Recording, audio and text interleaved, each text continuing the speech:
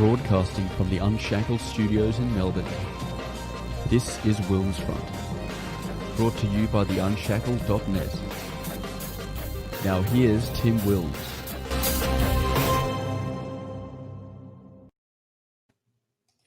Hello everyone and welcome to the midweek edition of WilmsFront. Today is Wednesday, the 7th of October 2020. We are live on the WilmsFront YouTube and DLive channels, as well as on the Unshackled's Facebook page. It is 7 p.m. here in lockdown Melbourne with still no end in sight. Dan and his Chief Health Officer, Brett Sutton, continue to toy with Melburnians about if restrictions will be relaxed by the next review date, which is October 19th. And if their high benchmark of 5 average daily new cases over 14 days with 5 mystery cases, which they've set as the ultimate decider, will be reached. They don't seem to understand that they are toying with Victorians' livelihoods and mental health with these constant changing statements at their daily press conferences. Today, 6 new active cases were confirmed. 206 total active at the moment. Our 14-day average is now at 10 average cases and 12 mystery cases. Dan seemed to be in a better mood today. Maybe that's because he is more confident that his contact tracers have got the latest clusters in Frankston, Chadstone and Kilmore under control, or maybe it was because the Australian's Rachel Blacksendale, who asks him the tough questions at his press conferences, is taking a week off. Dan was quite agitated at the start of the week. He was triggered by many people out on the beach, particularly at the St Kilda foreshore, enjoying the warm weather on the weekend. He threatened that beaches could be closed all summer and that the 5-kilometre travel radius limit rule could stay. We have no idea what he's going to decide to relax on the 19th. Might decide based on what side of the bed he gets out that morning. He was also agitated on Monday morning because The Age had reported that a blacklisted Chinese company, which has used Uyghur Muslim slave labor, was helping to build parts of Melbourne's new train fleet. Dan dismissed human rights concerns, which he has done throughout the entire pandemic, and also about this matter, claiming that he'd received assurances that slave labor was not being used in this contract with Victoria, because, of course, the Chinese communists, they'd never lie, of course. Dan's gung-ho-ness on being part of China's One Belt, One Road globalist infrastructure program has been particularly alarming, though he and Chinese President Xi Jinping do have similar dictatorial leadership styles. He was extremely salty when Scott Morrison announced he intended to legislate federal government veto power over all levels of government's contracts with foreign nationals using the Constitution's external affairs power. Dan's attitude to critics of any of his lockdown policies is that he doesn't care what they think. It's either his way or the highway. But People Power finally had a victory against Dan today with the most contentious part of his COVID omnibus bill, that the government could appoint anyone they like to be an authorised officer with the power to detain anyone they deemed a health risk indefinitely, has been scrapped. This was after an enormous grassroots community campaign where ordinary Victorians wrote and phoned to their elected representatives. There was also significant opposition from the Victorian legal fraternity and civil liberties groups. The redraft has just been released, and upper house crossbenchers who hold the balance of power and will decide if the bill goes through, are currently going through this redraft. So far, what we know is that categories of authorised officers will have different subsets of powers that has been more properly defined. The preemptive detention section has been completely scrapped. Obviously, myself and the Unshackled will keep you updated about what new devils are in this new detail of this draft. But this backdown should be massively encouraging to those wishing to see an end to the Victorian lockdown. Your voice is powerful. You can break Dictator Dan's hold over our lives. After all, we are still a democracy, and if he and his Labor comrades see bad polls or a reduction in support from their traditional bases, they will fold out of political self-interest. The I Stand With Dan social media cult hashtag is continuing to crumble in its influence, with critics of Dan becoming more and more louder voices on social media, or on Facebook and Twitter. Last night, Federal Treasurer Josh Frydenberg delivered the federal budget. It basically hedges Australia's economic recovery from the COVID-accelerated recession on deficit spending and fiscal stimulus. Frydenberg said there can't be an economic recovery without a jobs recovery. He has brought forward and backdated to the 1st of July this year tax cuts for those earning between $45,000 and $90,000. They'll end up with an extra $1,000 in their pocket. Of course, the deficit for last year's fiscal year was massive, $85.3 billion. For 2020-21 fiscal year, it's projected to be $213.7 billion, the deficit. They will be replacing, the Morrison government, the JobKeeper wage subsidy with a new JobMaker youth wage subsidy, which will offer employers $200 a week to subsidize the wages of 16 to 30-year-olds, and $100 for those who are between the ages of 30 and 35. They also announced a job trainer program and a manufacturing fund. Obviously, the principle they seem to be applying in this budget is you've got to spend money to make money. Of course, there are a lot of underlying assumptions that they've written into the budget document, that all the state borders apart from WA will be open by Christmas, that the vaccines that they've locked in, the Oxford University coronavirus vaccine and the University of Queensland, that they will be approved, effective, and rolled out at the beginning of next year. So international travel can resume, and that there is no new waves anywhere in Australia, and that Victoria will soon come out of lockdown. So certainly a lot has to go right for even these already very bad budget figures to stay that way and not blow out even further.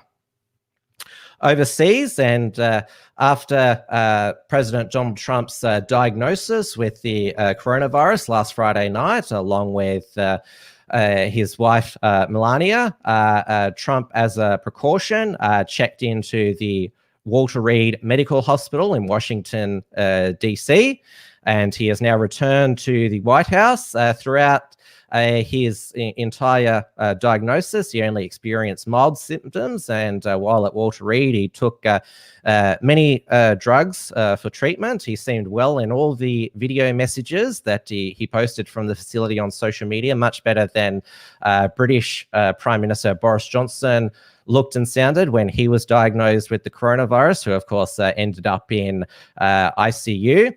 The radical left, the Democrats and mainstream media have been extremely triggered that he has only had a mild case of coronavirus, but they still believe or hope that in a few days he'll be gasping for breath and need to go to the ICU. And they are also triggered that he's not he's not he is the person infected with COVID, that he's not treating the coronavirus in the manner that they would like, because obviously they've been promoting the coronavirus as the number one threat to the United States at the moment.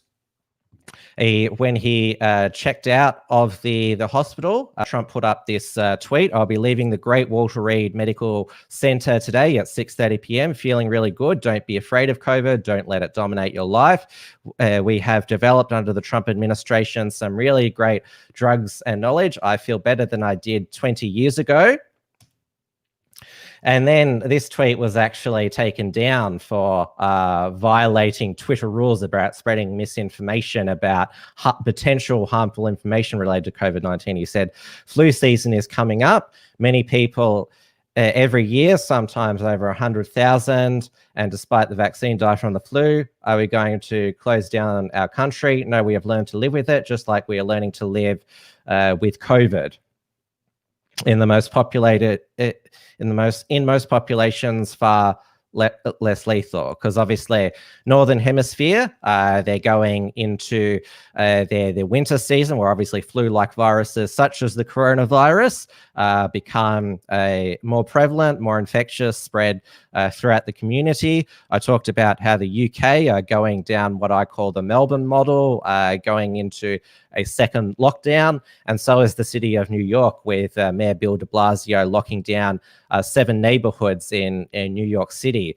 New York City is where Dan's got his inspiration on for the alfresco outdoor dining for summer that he says will be part of Melbourne's COVID normal. Obviously, President Trump's critics, they thought that, well, given that Trump is 74, as Nancy Pelosi called him, morbidly obese, likes McDonald's, COVID would greatly affect him. But you also have to remember that Donald Trump doesn't drink alcohol, and COVID is not a death sentence for people over 70. Yes, they are more likely to die from it at that age, but even here in Melbourne, we've heard some miraculous stories of survival. A 95-year-old and a 100-year-old survived or recovered from the coronavirus, I should say.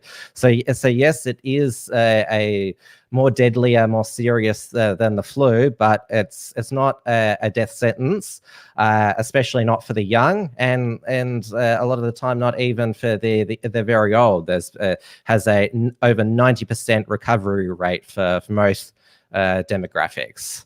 But I'll now give my featured guest an introduction.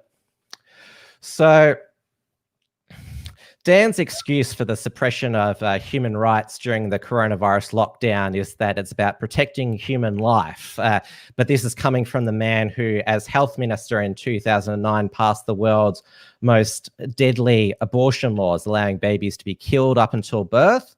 And in his last term as Premier, Dan made the state of Victoria the first to legalise euthanasia, or assisted suicide as is known. Every year, on the Saturday closest to the anniversary of the passing of the infamous Abortion Law Reform Act of 2008, the March for the Babies takes place to remember those babies killed in the previous year, and to lobby for Victorian parliamentarians to legislate to protect the unborn and vulnerable. The president of the march is Liberal MLC Bernie Finn. Its secretary is Moira Deeming, both of who I interviewed at the march last year. The new vice president of the march is Marike Rancie, also known as Political Posting Mumma, which is the name of her Facebook page, which was initially a page dedicated to exposing Victoria's cultural Marxist LGBT safe schools program, which is still being taught in Victorian schools, well, the ones that are open at the moment.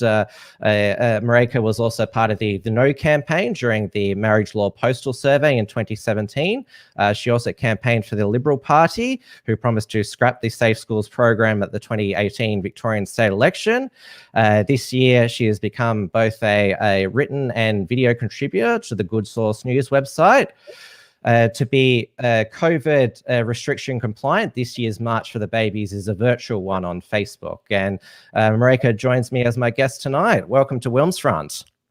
Thank you so much for having me on, Tim. That was a fantastic wrap-up. I feel like when I listen to the news at the moment, though, especially the truthful news as you've presented, I feel like I'm in a twilight zone.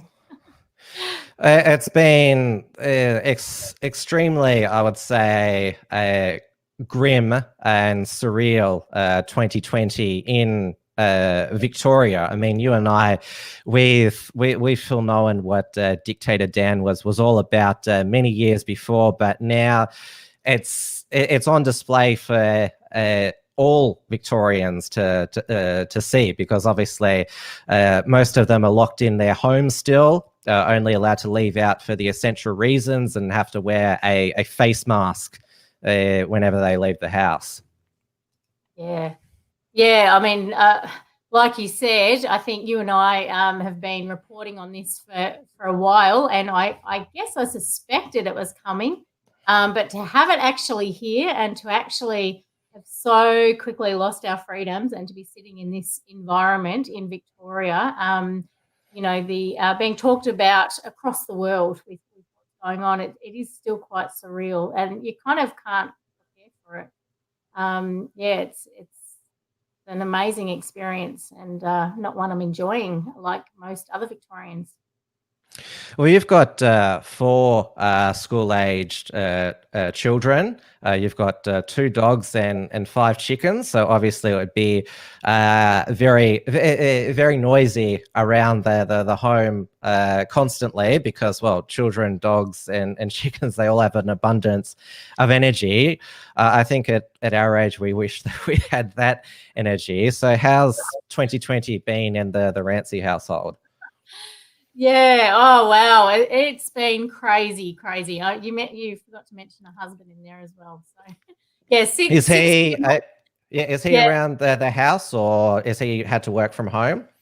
So he's had to bring his small business into the home. So we have, I've got 2, like you mentioned, 4 children. So my 2 oldest are both doing year 11 and year 12, so VCE this year. So very disruptive for them and for all the VCE students. So they all sat the GAT today. They're allowed to go and sit the GAT, and that happened today. It'll be interesting to see the results, because I think, the VCE students across the state, it's just been so hard, let alone having, all of those all those special experiences that you're meant to have in your teenage years, in those years in particular, especially the year 12s. It's been pretty gut-wrenching. And then I've got a year 7 student. So this was her first year of high school, and she hasn't been at school since March.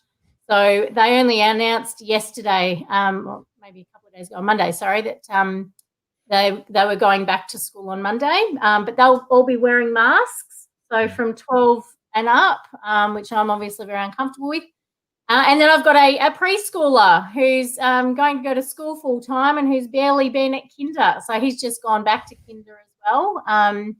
But it's interesting when they opened up the parks, because all the parks were shut down and all we could really do was do our daily walk. We went to the park, and Timmy didn't want to get out of the car. We arrived at the park and he wouldn't even take his seatbelt off. And I kind of had underestimated the impact that it had on him, being so shut down his whole life and not having any social interaction. He was so overwhelmed by the people at the park. He didn't want to get out of the park. Now, eventually I coaxed him out, and by the end of it, he didn't want to leave. But, it's really had a big impact. Personally, I feel quite blessed, because at least I'm in a home with lots of people and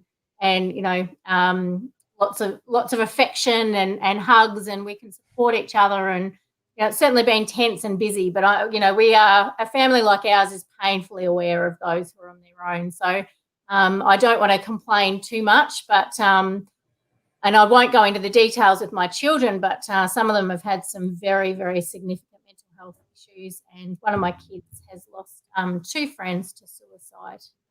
That's so horrible. Yeah. So anyway, footy club and a schoolmate, and this is the stuff that tugs at my heartstrings. And remote learning, it's not like homeschool, because children who are homeschooled, they get to have play dates with other homeschooled children. Children are not allowed to see their friends at all, only allowed, through a computer screen. And obviously the very young ones, they still don't understand everything that's going on. Obviously, you're a very strong household, but there's obviously people have extended families. There's grandparents who haven't seen their grandchildren for ages, aunties and uncles, and and everything. We've missed out on Mother's Day and Father's Day, which has also just been heartbreaking as well. And obviously the stable families such as yours are the lucky ones. Others are not so lucky. Yeah, absolutely. And I know myself, being, no family's perfect, but we're a pretty strong family unit, and it has been significantly challenging for our family. So I know the ripple effect on families all across the state. And I speak to a lot of friends, and I'm well connected to a lot of people, and the stories are just heartbreaking. A lot of kids are definitely, a lot of my friends' kids are self-harming. Some have developed eating disorders, the mental health issues on the kids, and no one has really talked about it. So yeah, it's going to be hard to measure.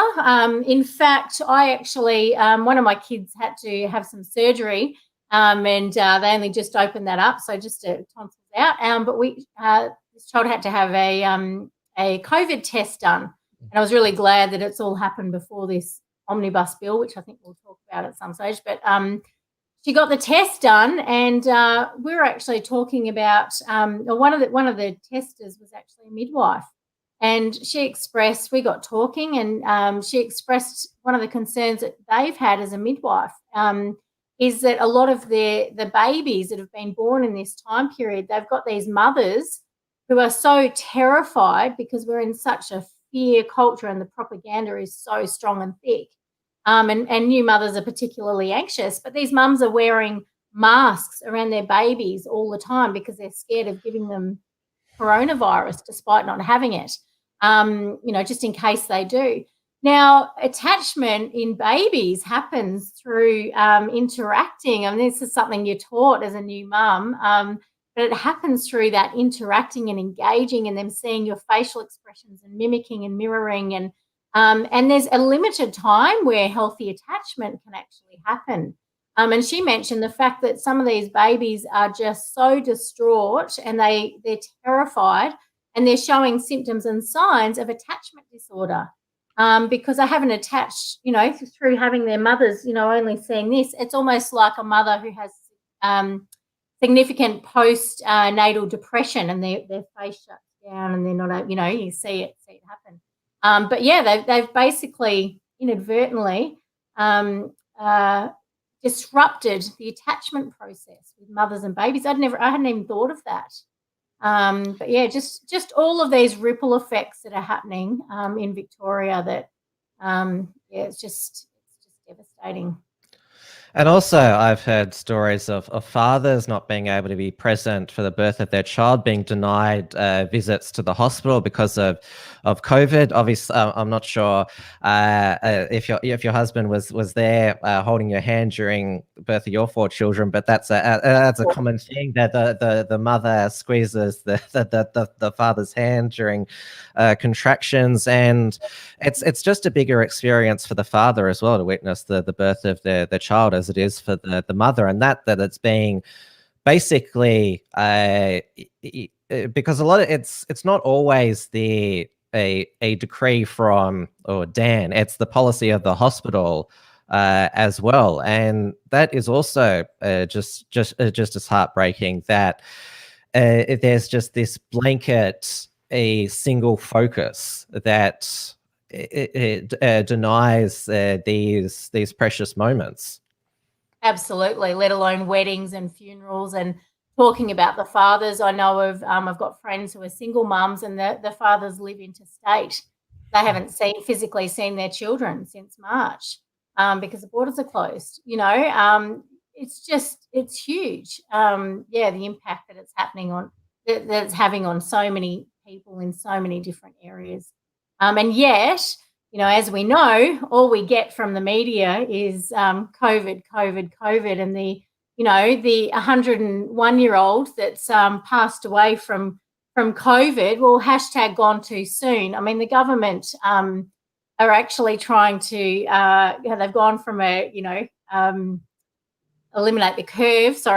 the curve to an elimination strategy, and it's impossible. And I think also, Tim, the fact that people need hope. We all need hope, and it feels so hopeless because, like you said, there is no end date in sight. The targets are absolutely ridiculous. And of course, he keeps moving the goalposts. So you think you're going to get there, and it's just a constant game of, where are we actually headed? Where are we going? What do the kids who are doing Year 12, what does their future look like? I've got a child who is due to get their, my oldest was meant to get his license in February and hasn't been able to do that. And a lot of those things, that's something minor, but, all these things actually are quite significant and do add up.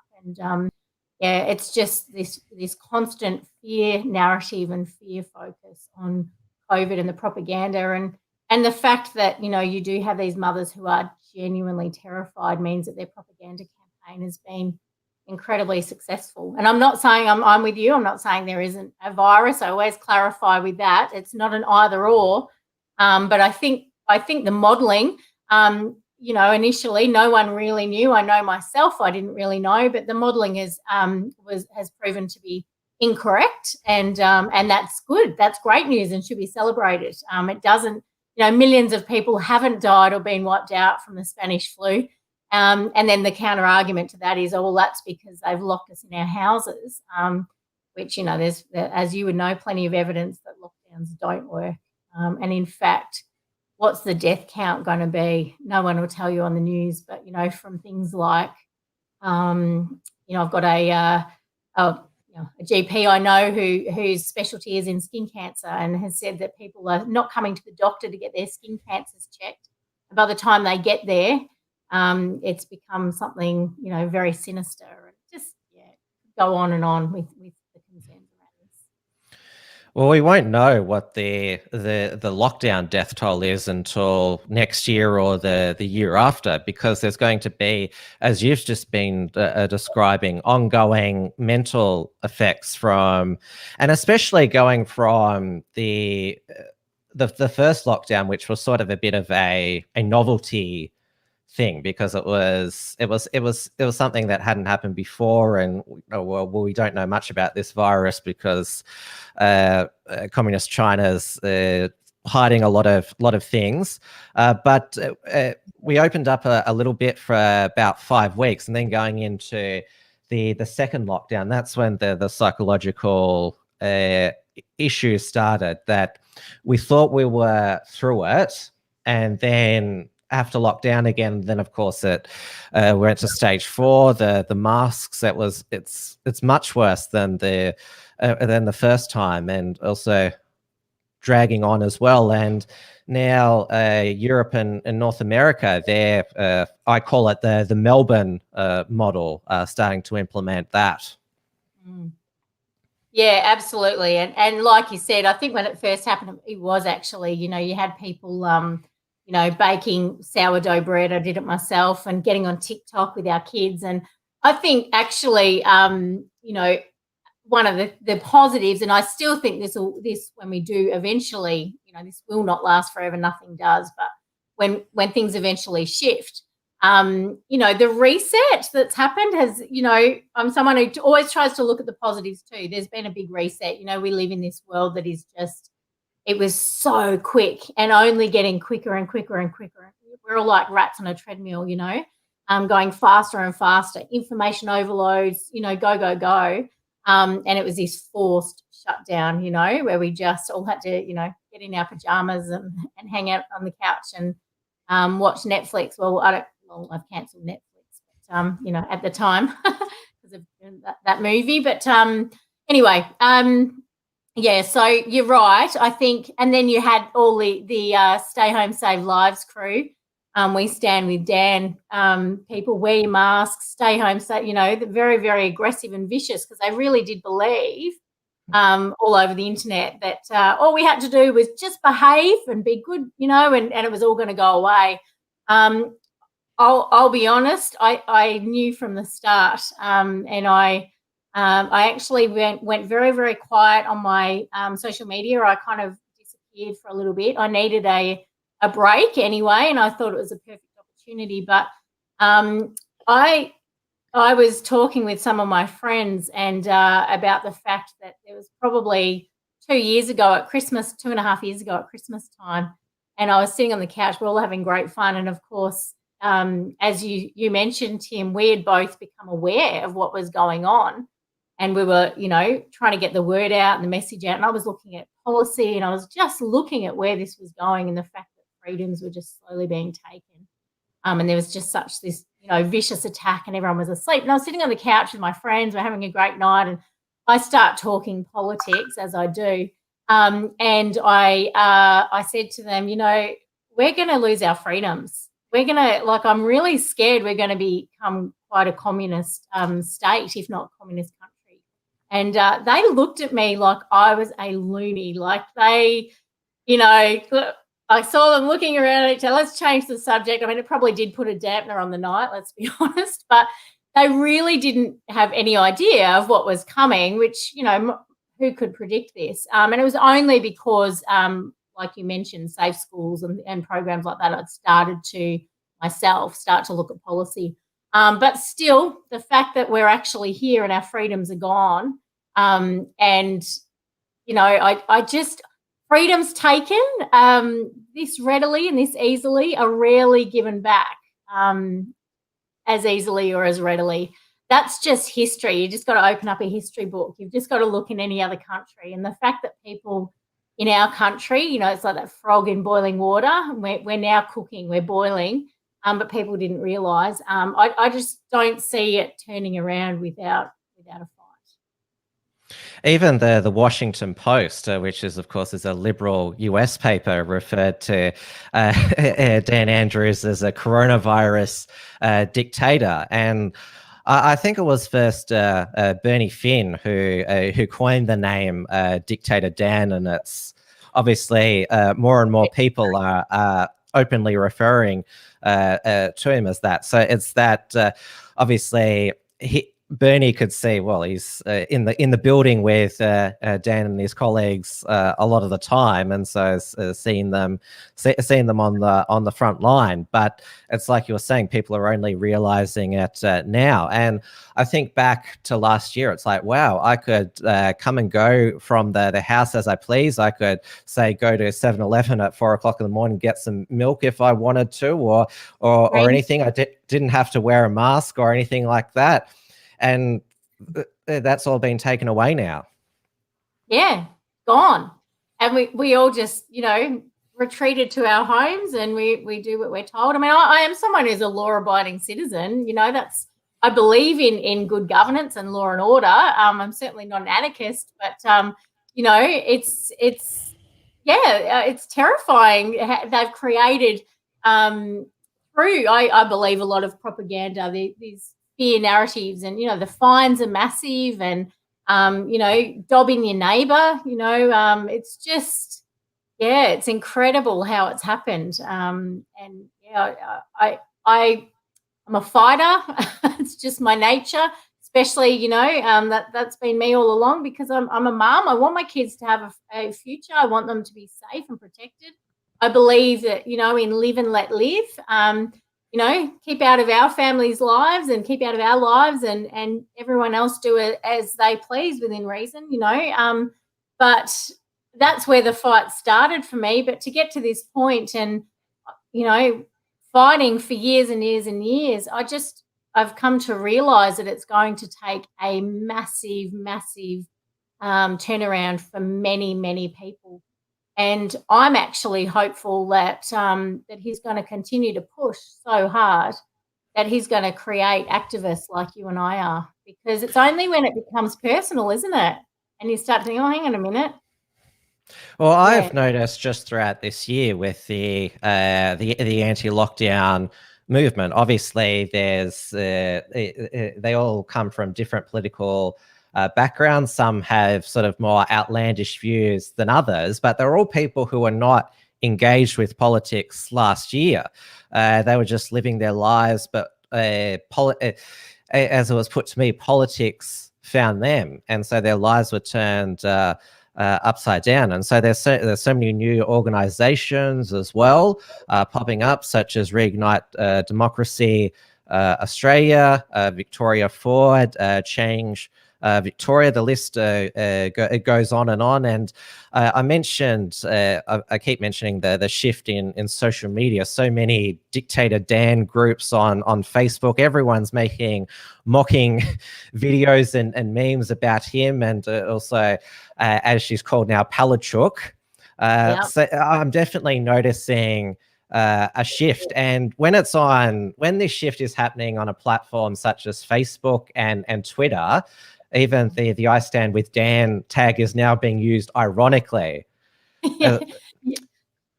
And we know how perverse social media regulation is. Yeah, absolutely. A lot of them have, excuse me, started to pipe down, and I guess it's kind of exciting because, you know, we look to the United States of America as the free nation, and politics now with social media, it's become global, and especially with the global push. But you know, I watched this when I kind of jumped into it and started talking about Marxism, which was 3 years ago. Most people had no idea. I'm talking about cultural Marxism, and people were like, "What is she on about?"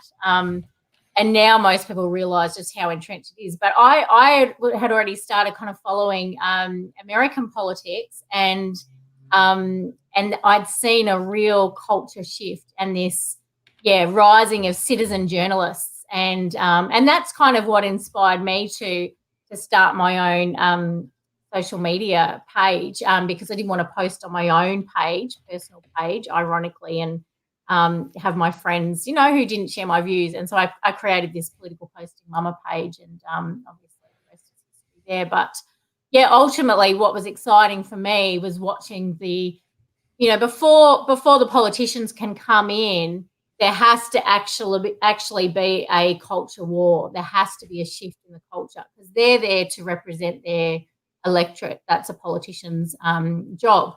And so they will do, and they'll go with a lot of these people, as we know, it's self-interest. They'll go with what's popular and what will keep them their job. And so, the culture warriors are very important. And so the culture war is just starting to really heat up. And that's kind of exciting, because I was certainly feeling overwhelmed and feeling like, so many people were asleep. So.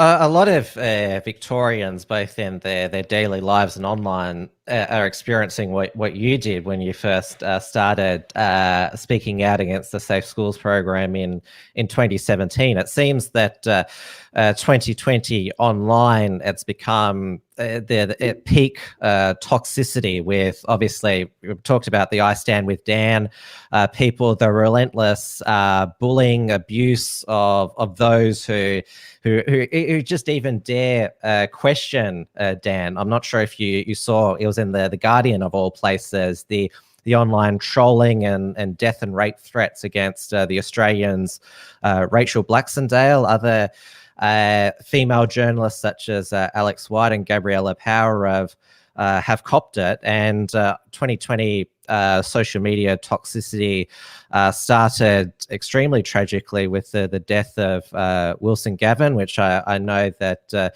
you posted about and were saddened about. I interviewed his mate Barclay McGain a couple of months back, and now these same trolls, they're trolling him, saying, "Oh, you should follow your mate," which is just, it's horrific.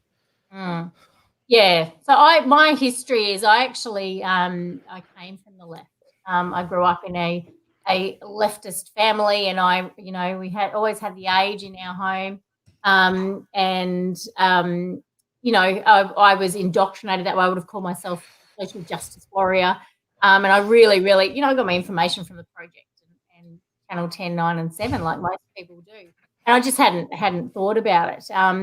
But really, even when I started to tiptoe in, so my first actual issue I posted about wasn't actually Safe Schools. It was actually an anti-abortion, pro-life post, which most people didn't realise, and I was putting it out there. But I think for me, what happened was I saw, the narrative, everything is twisted upside down. That the loving left are just vicious and vile and hateful, and the harder they hit me and the more abuse I got.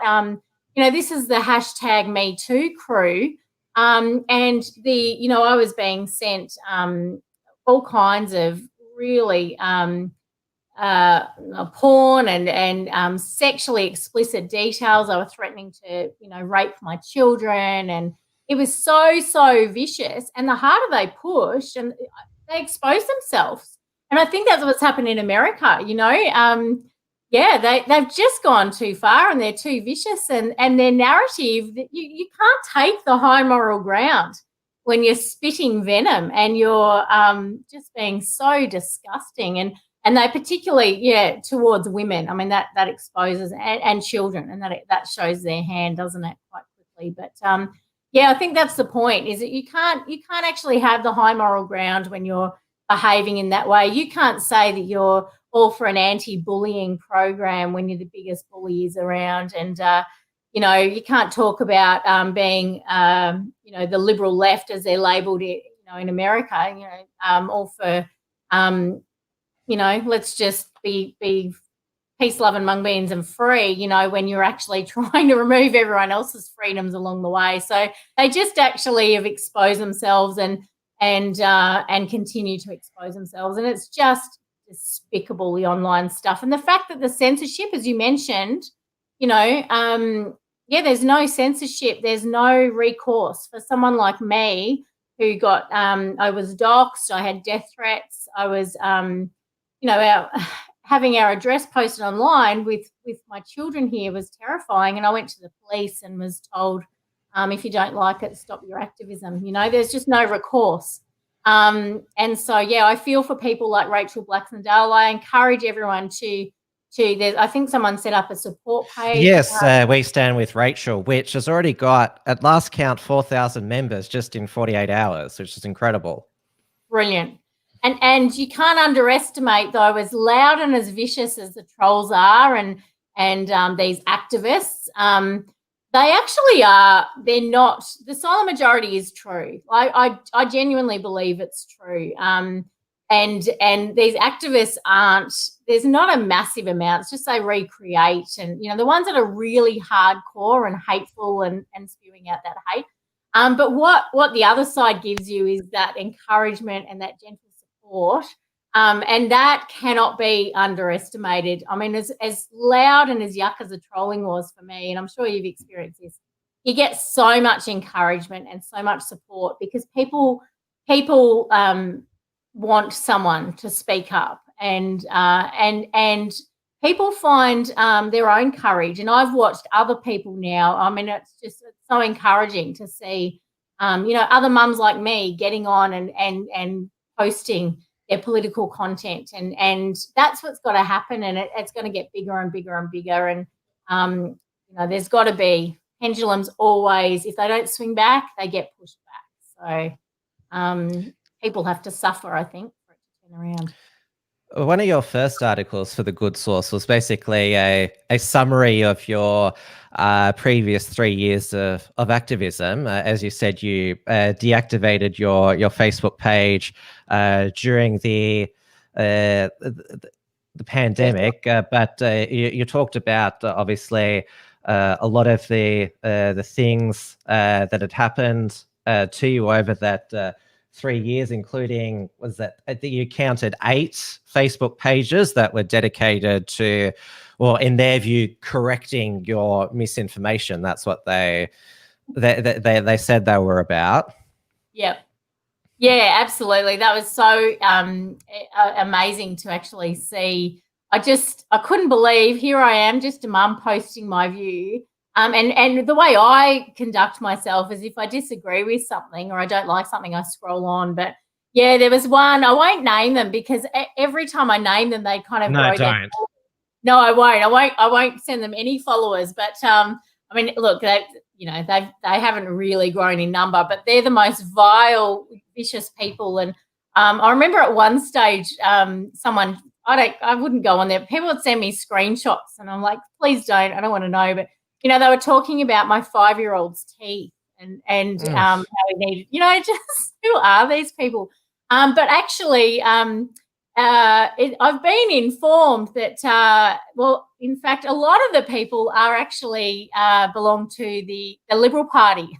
So the Liberal Party has certainly been taken over by Marxists, and it's very, I think, very coordinated and orchestrated, which is why you struggle sometimes to see a strong opposition, because those of us who are truly, libertarian and conservative and the Menzies Party, the party's actually been overtaken and outnumbered. And so there's people that went after me. I mean, someone said to me the other day that they were still posting about me. I can't imagine what a miserable life that is. And having such an obsession with someone that you sit on your page and you just spew hate, personal hate about what they look like and their family looks like. And I don't know, things like that. But yeah, it's crazy.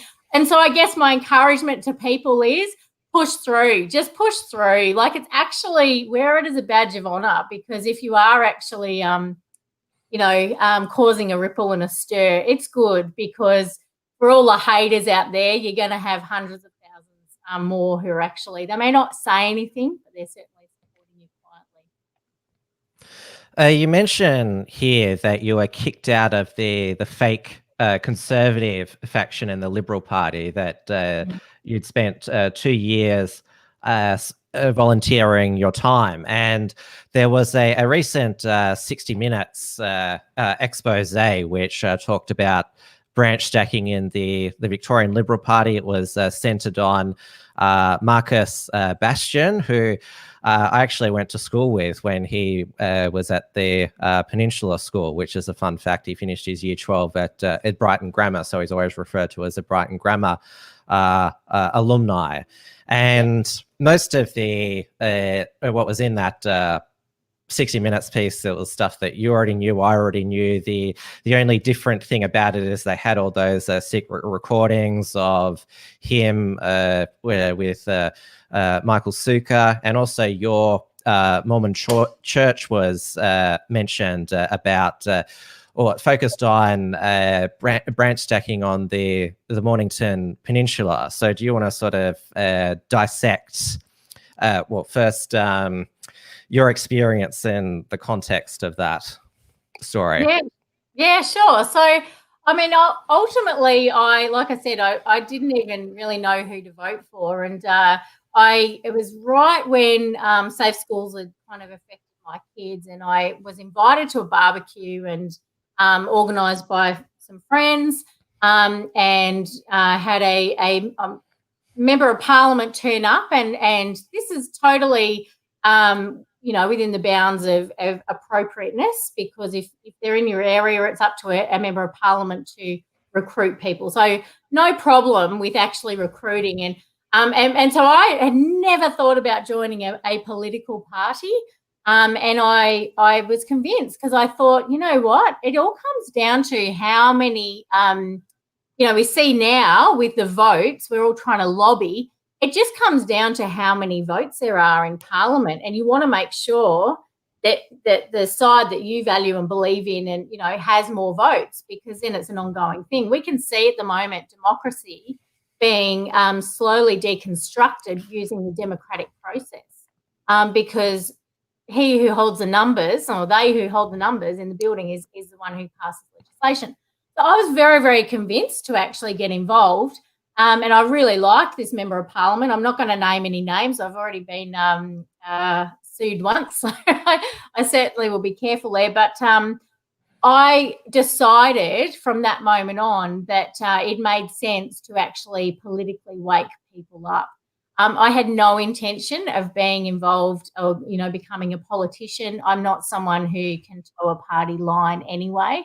So for me, it was all about changing policy.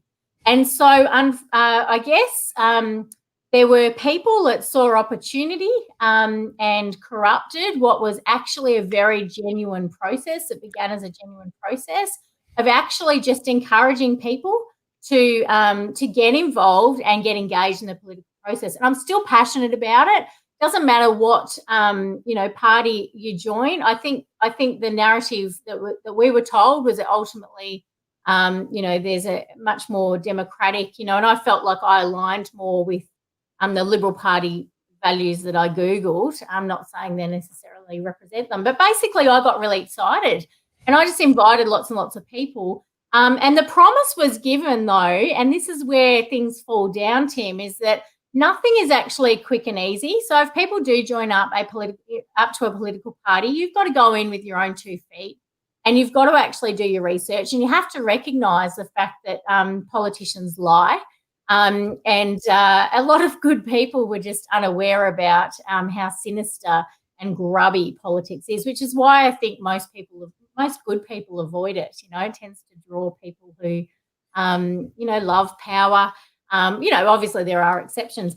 But anyway, I got really excited and I invited lots of friends, but ultimately I was inadvertently involved in what I believe to be a massive branch stacking operation, because the goal initially was to, factions exist in political parties. That's just how it works. And you kind of need them to exist because once again, it comes down to a numbers game. But the promise was given that, if enough people join, that we'll start to elect like-minded people.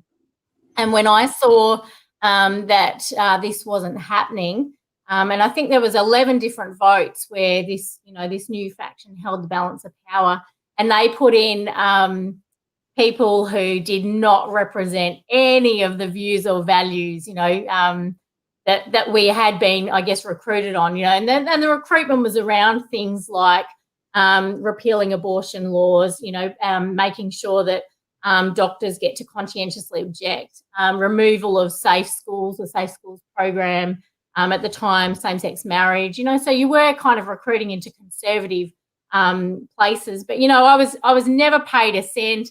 I had no desire, this is me personally, to gain any power. It was always about policy. And so things became pretty problematic, Tim, because I did start to agitate myself. And obviously I was booted out of the faction quite quickly. Well, I don't know, I would have probably left on my own accord, whether they booted me or I left. But very, very disappointing, because we need an opposition, and we need actual people who are willing to not just take someone's ticket and vote and be told what to do like sheep, but to actually, really be discerning and do your own research. You can actually look up how people vote on policy, what their voting history is.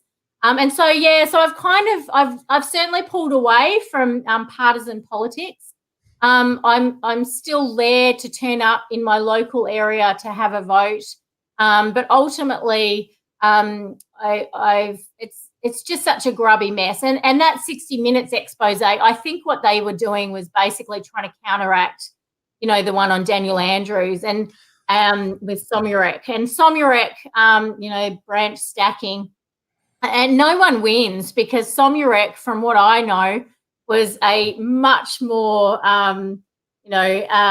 real Labor, old school Labor, conservative. That's what I've heard. And his numbers, and he was about to topple Daniel Andrews, I believe, and so obviously, that was all very political. And then they needed a counteract story, which I don't think really held. I don't know.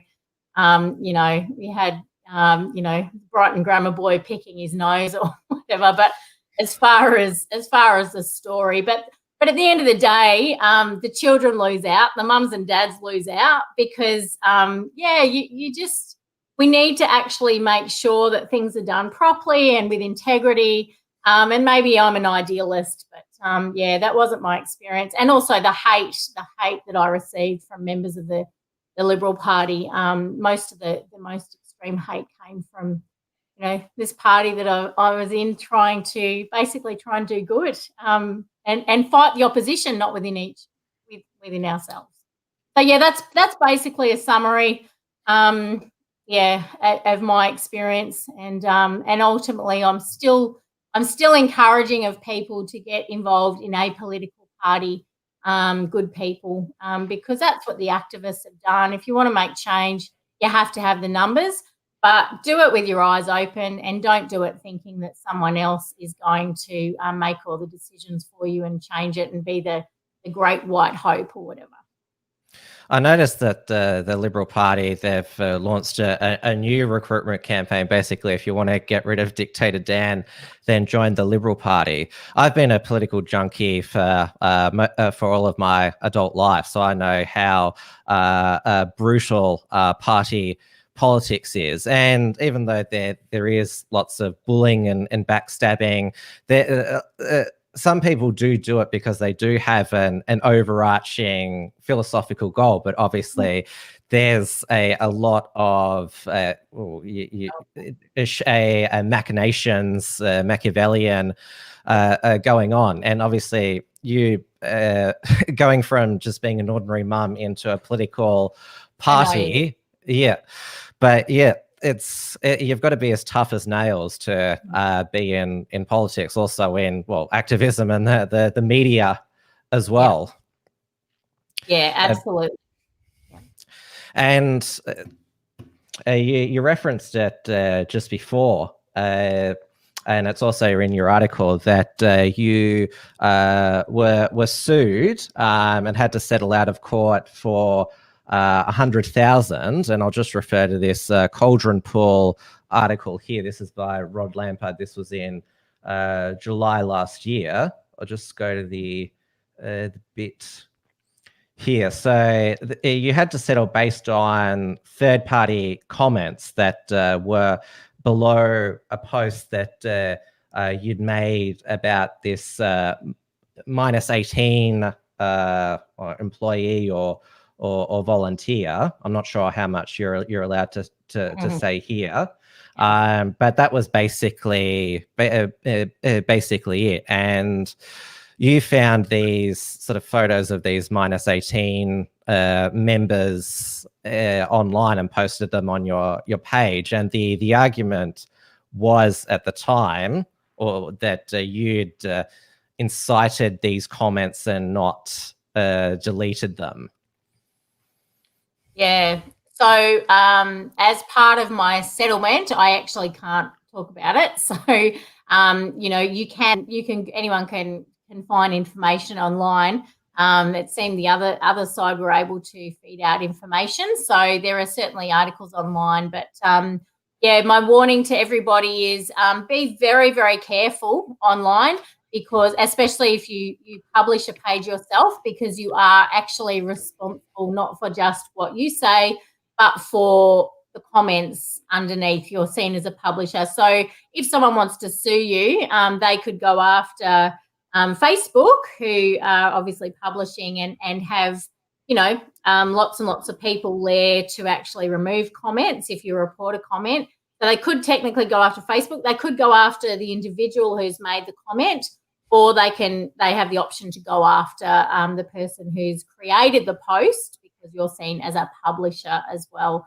And that is the law. The law did change. And we settled out of court. That's all I can really say. The alternative would have meant, losing my home, and we had to weigh that up. It was about 800,000 if I wanted to continue.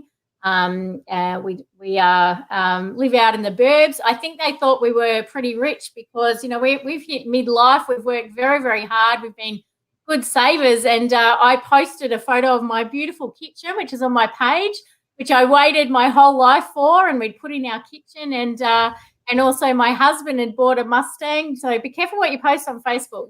His first nice new car he'd ever had. But we live out in the burbs. We're not wealthy people at all.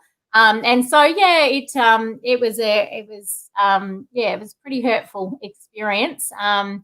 But be careful if you're online. That's all I can really say. Thank goodness, so many wonderful people without me even really asking. Someone put a link together. I had people donate the link. I also had the Human Rights Law Alliance donate. They're a wonderful organisation. They donated their time to help me legally, because otherwise we would have, been hundreds of thousands of dollars to defend just to get to settlement point. But basically, we fundraised without me even, who wants to ask for money? Certainly not those on the right or liberal or, individual responsibility side of the fence, but people fundraised, and it was well over $50,000. So that took the burden off us. We had to sell, an asset to be able to pay it, but we still managed to maintain our home by settling our. So that was what we opted to do. I copped it a lot because people wanted me to fight. But I got very, very strong and good legal advice, and the law is the law, and defamation law, which it came under, is that way. You are a publisher, and you are responsible for comments of others as well. So monitor your comments if you run a page. That's another thing you have to deal with in politics, media, and activism. Legal threats and careful about how you say things. And I know that under also we're a Facebook page as well, that a lot of people publish some extraordinary and threatening Facebook comments, and like if it's a story that gets lots of shares, it'll get lots of comments there, and so you've got to go through it, and yet that one is I don't want to be seen as inciting or approving of that, so that's got to go. But then you also a side effect of that is like people say, hey, where'd you censor my comment, and all this sort of stuff. I know that Andrew Bolt, his blog, it has a comment section, but he's in News Corp. He's always able to have moderators on it, and they don't work weekends, so he just doesn't have comments on there. So obviously he's known for a number of years about that law. But Facebook, Twitter, they still claim that they're platforms, not publishers, even though, well, they censored the president's tweet based on their editorial policy, shall we call it? Yes, I know. It's interesting, isn't it? I mean, you see a lot of the time they're willing to. I mean, I got a 30-day ban once for a comment I made.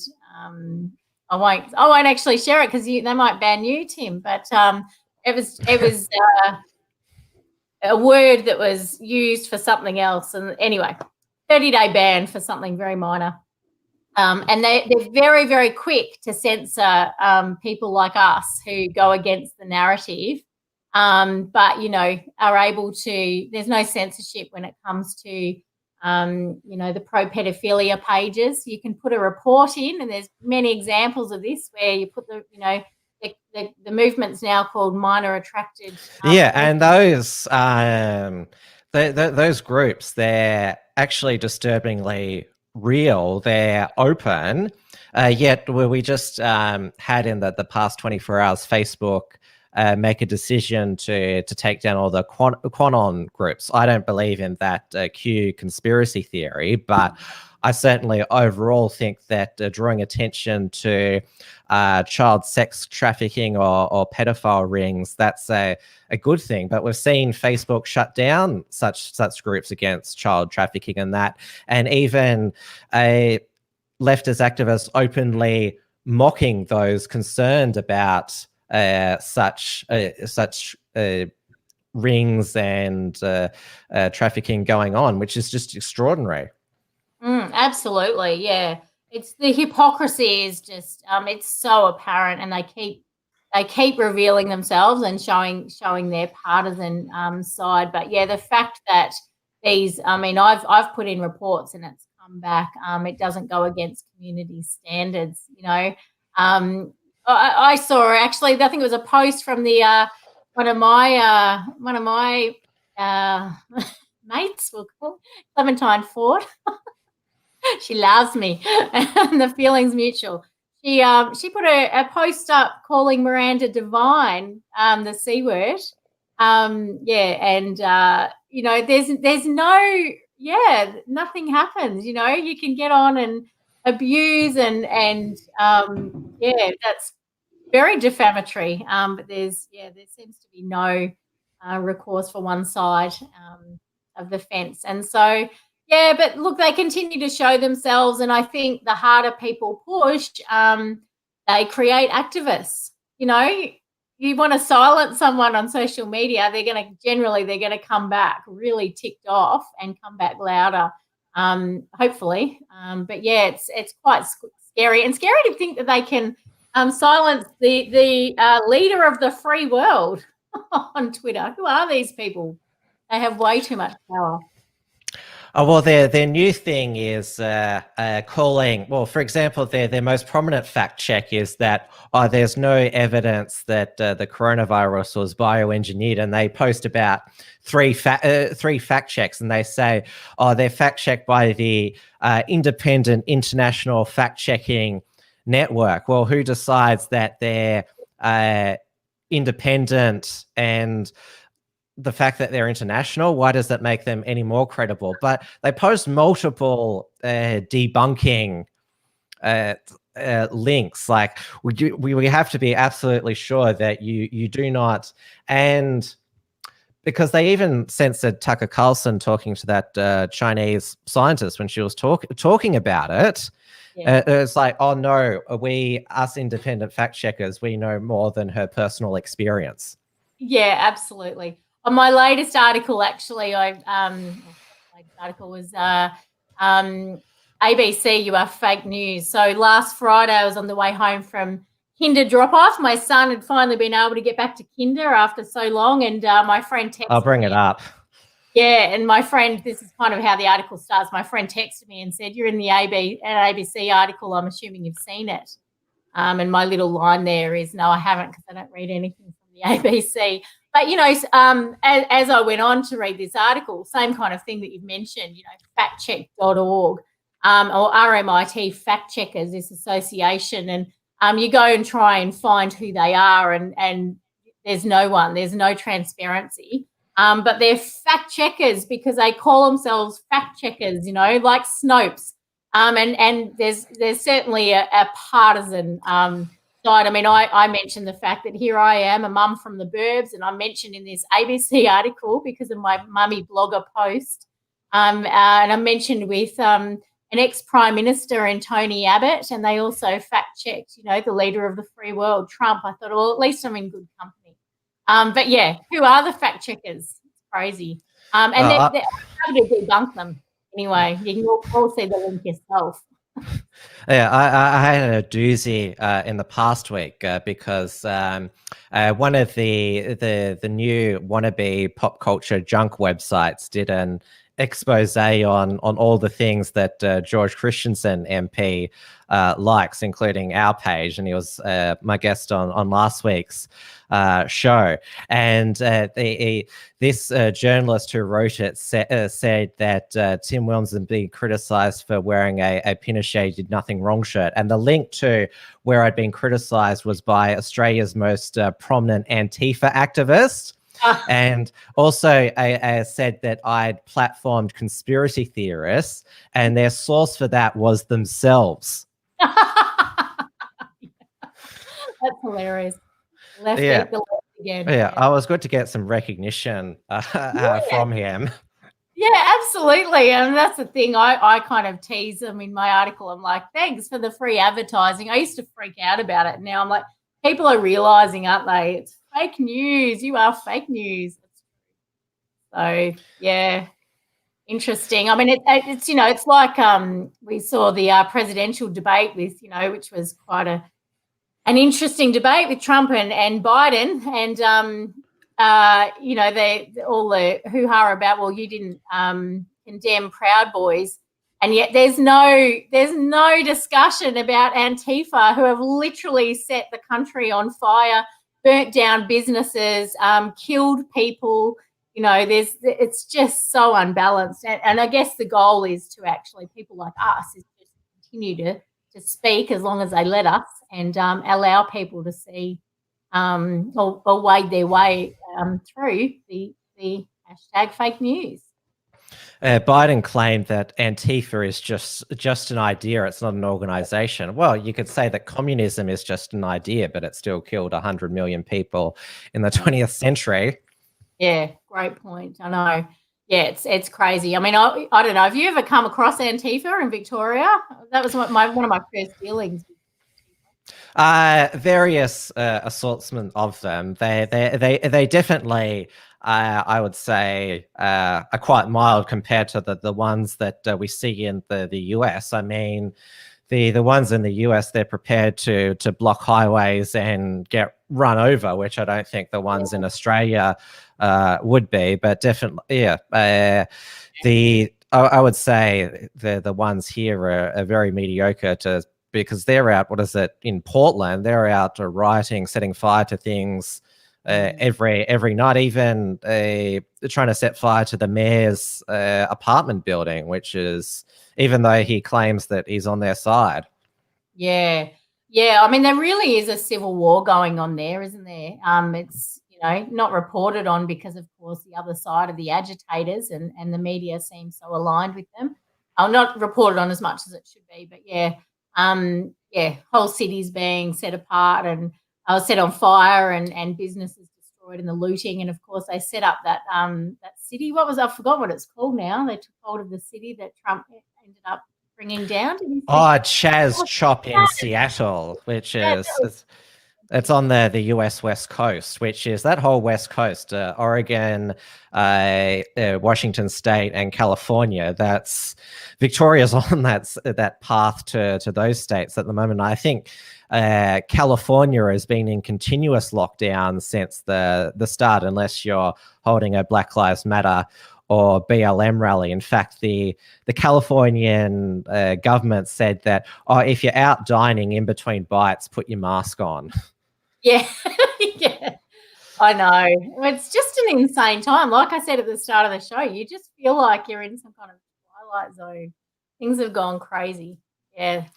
When you were involved in the No campaign and also those forums about safe schools, you constantly had interruptions from activists. I know you caught a few of them on camera. That was your experience with as Trump calls them, the radical left.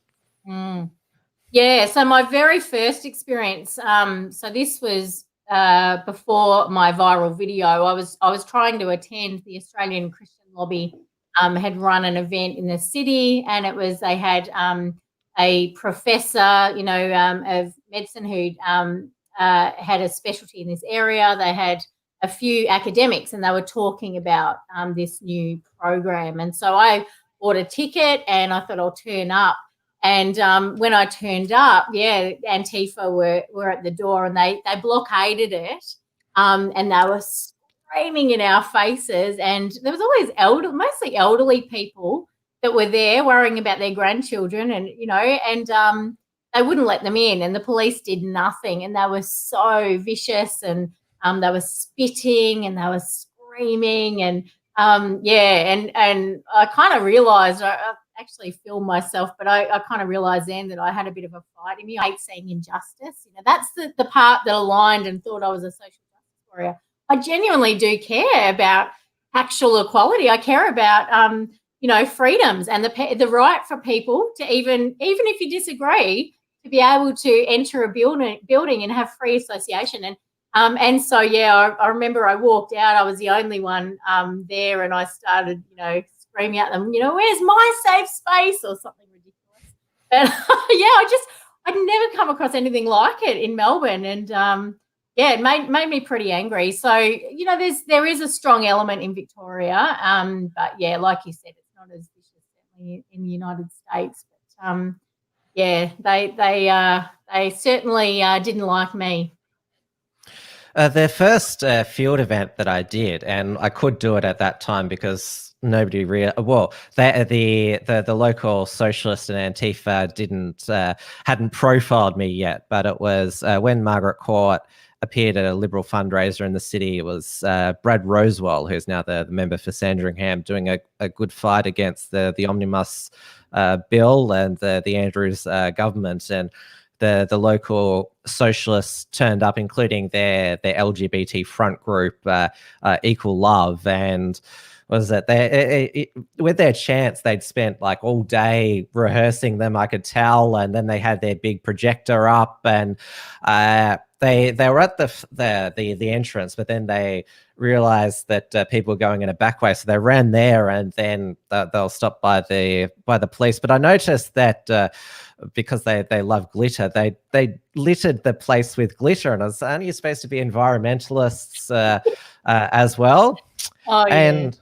And Margaret Court, obviously she has her biblical views, but in my opinion, she's never said anything hateful. I've listened to her countless times. She just seems like I would say a pleasant elderly lady. I mean, you can disagree with her, call her old-fashioned, but she's certainly not a hateful person.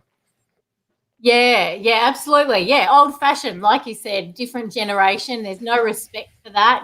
Things change, and I don't see her as a hateful person either. And this is the thing, when you actually draw down and you look at the words and the language and what they make, where the hate is actually coming from, and it's pretty clear to me that it's coming from the opposition. It's just not to say that there aren't, hateful people on, both sides. You will get that. But I'm happy to align myself on the centre right of politics for sure now. It was disgusting what they did to her. Even if you disagree, you just don't see that from the other side. Certainly people I disagree with, but I don't get on my Facebook and call them the C word or, just scroll on by. Yeah. Or even though most of Victorian schools are still shut down, the Safe Schools program, it still exists. It's been defended by Dan and his education minister, James Merlino, constantly, even though they both proclaim to be Catholics. And it was designed by open Marxist Ros Ward. She is actually running for the Victorian Socialists in the Victorian local government elections. This was an expose that one of our contributors, Lucas Roses, did. There's her with the Education Minister and Deputy Premier James Merlino. So it's all out in the open that it was designed by a Marxist, and that is central to Ros Ward's philosophy. Let's remember that she wanted to replace the racist Australian flag with a red communist flag, and even though she was moved sideways from the program, it's still her content. And even though you'd done a lot of work exposing what was in the program, so did a lot of other activists in the Australian newspaper, it still didn't register on parents' radars at the 2018 state election. No, and look, I think a lot of that is around the fact that, what I saw was in our opposition leader at the time was that he sneezed at the moment. You could have, if you educate, people will actually be aware, but you actually do need, you get a culture warrior come in and set the scene, but unless you have like a politician or someone in a position of authority come and be willing to back you up and say, yeah, this is actually what they're doing. It became quite apparent to me that the lobby, the Marxist lobby group in the Liberal Party at the time outnumbered, those of us that were agitating, and they had a stronger voice. And a lot of them, work in office, staffers in their office, and they really believe in Marxism and the Safe Schools program, and think, gender fluidity and changing children's gender is fantastic. And so once again, that's always my cry. You've got to try and get in there and outnumber them. But very, very frustrating for me, because if they had have campaigned on it, I think at the time the campaign was on African gangs, and that's also still a significant issue in Melbourne. I mean, we had, even though they're out arresting mothers of similar appearance to yourself, Victoria Police, and also grandmothers as well for breaches of the lockdown. They're just called youth gangs at the moment. They're still. Who would have thought they're breaking the lockdown laws? So that was still an important issue to highlight in the campaign. Yeah, absolutely. I mean, that's a thing. What does the mainstream media choose to focus on? And at the moment, I mean, they're letting prisoners out of prison at the moment. I don't know. They're freeing up the jails, Tim, for people like us. Send us to the gulag. Well, yeah, that's what Gideon Rosner of the IPA referred to. The preventative detention as COVID gulags, and I covered the week before that they're actually expanding the prison capacity in Victoria, and that obviously, given what's happening, is very sinister. Sounds very sinister. It is, yes. So yeah, watch out what you post on Facebook, because you'll end up in prison. But go in and invade someone's home and violently assault them, and you get a free pass. Yeah, so I think ultimately, unless you have, and that's, I think actually what's going on now is you do have a far more, unified party. And I think what's happening here now is pushing unity. I mean, it gets to the point where you're like, all right, who is the actual enemy? And so I am hoping that we have a change of government, at the next election. We've got 2 years to wait. But yeah, look, ultimately with the Safe Schools program, I think the campaigning was positive in that it alerted parents. At first I was mocked and ridiculed. I was called a liar by the Age that it wasn't happening, and they very carefully tried to debunk everything I've said. But 2 years on, and you've got gender fluid legislation on birth certificates where you can change your gender every 12 months, and I think the cat's out of the bag. Whether or not other people, what they decide. I mean, at the end of the day, it's up to people to decide what they want for their children. But at least people are aware. And I think when people start to see it, and I think even the remote learning, a lot of people started to see it. But it's so ingrained and embedded in the education system that it's going to be incredibly difficult to dismantle it. We live in a Marxist state of Victoria, so. Matthew Guy, who you're referring to, was the leader in the 2018 state election. He actually made probably the best speech against the state of emergency extension bill. It went viral online, and I'm not sure about you, but I was thinking if only you'd made a speech like that 2 years ago, we might not be in this situation. Oh, Matthew, you did it. You did it now. But, like if they had have actually done it and it wasn't, there's so much, it all comes down to internal politics and who controls who and who controls the narrative. If he had have actually had that spine, and, he clearly got put into that position because they'd seen that in him in Parliament. But, yeah, if you had have done that and we had have won the election, we wouldn't all be in lockdown now. Like, maybe for not quite as long. Maybe it's a slower burn. I don't know.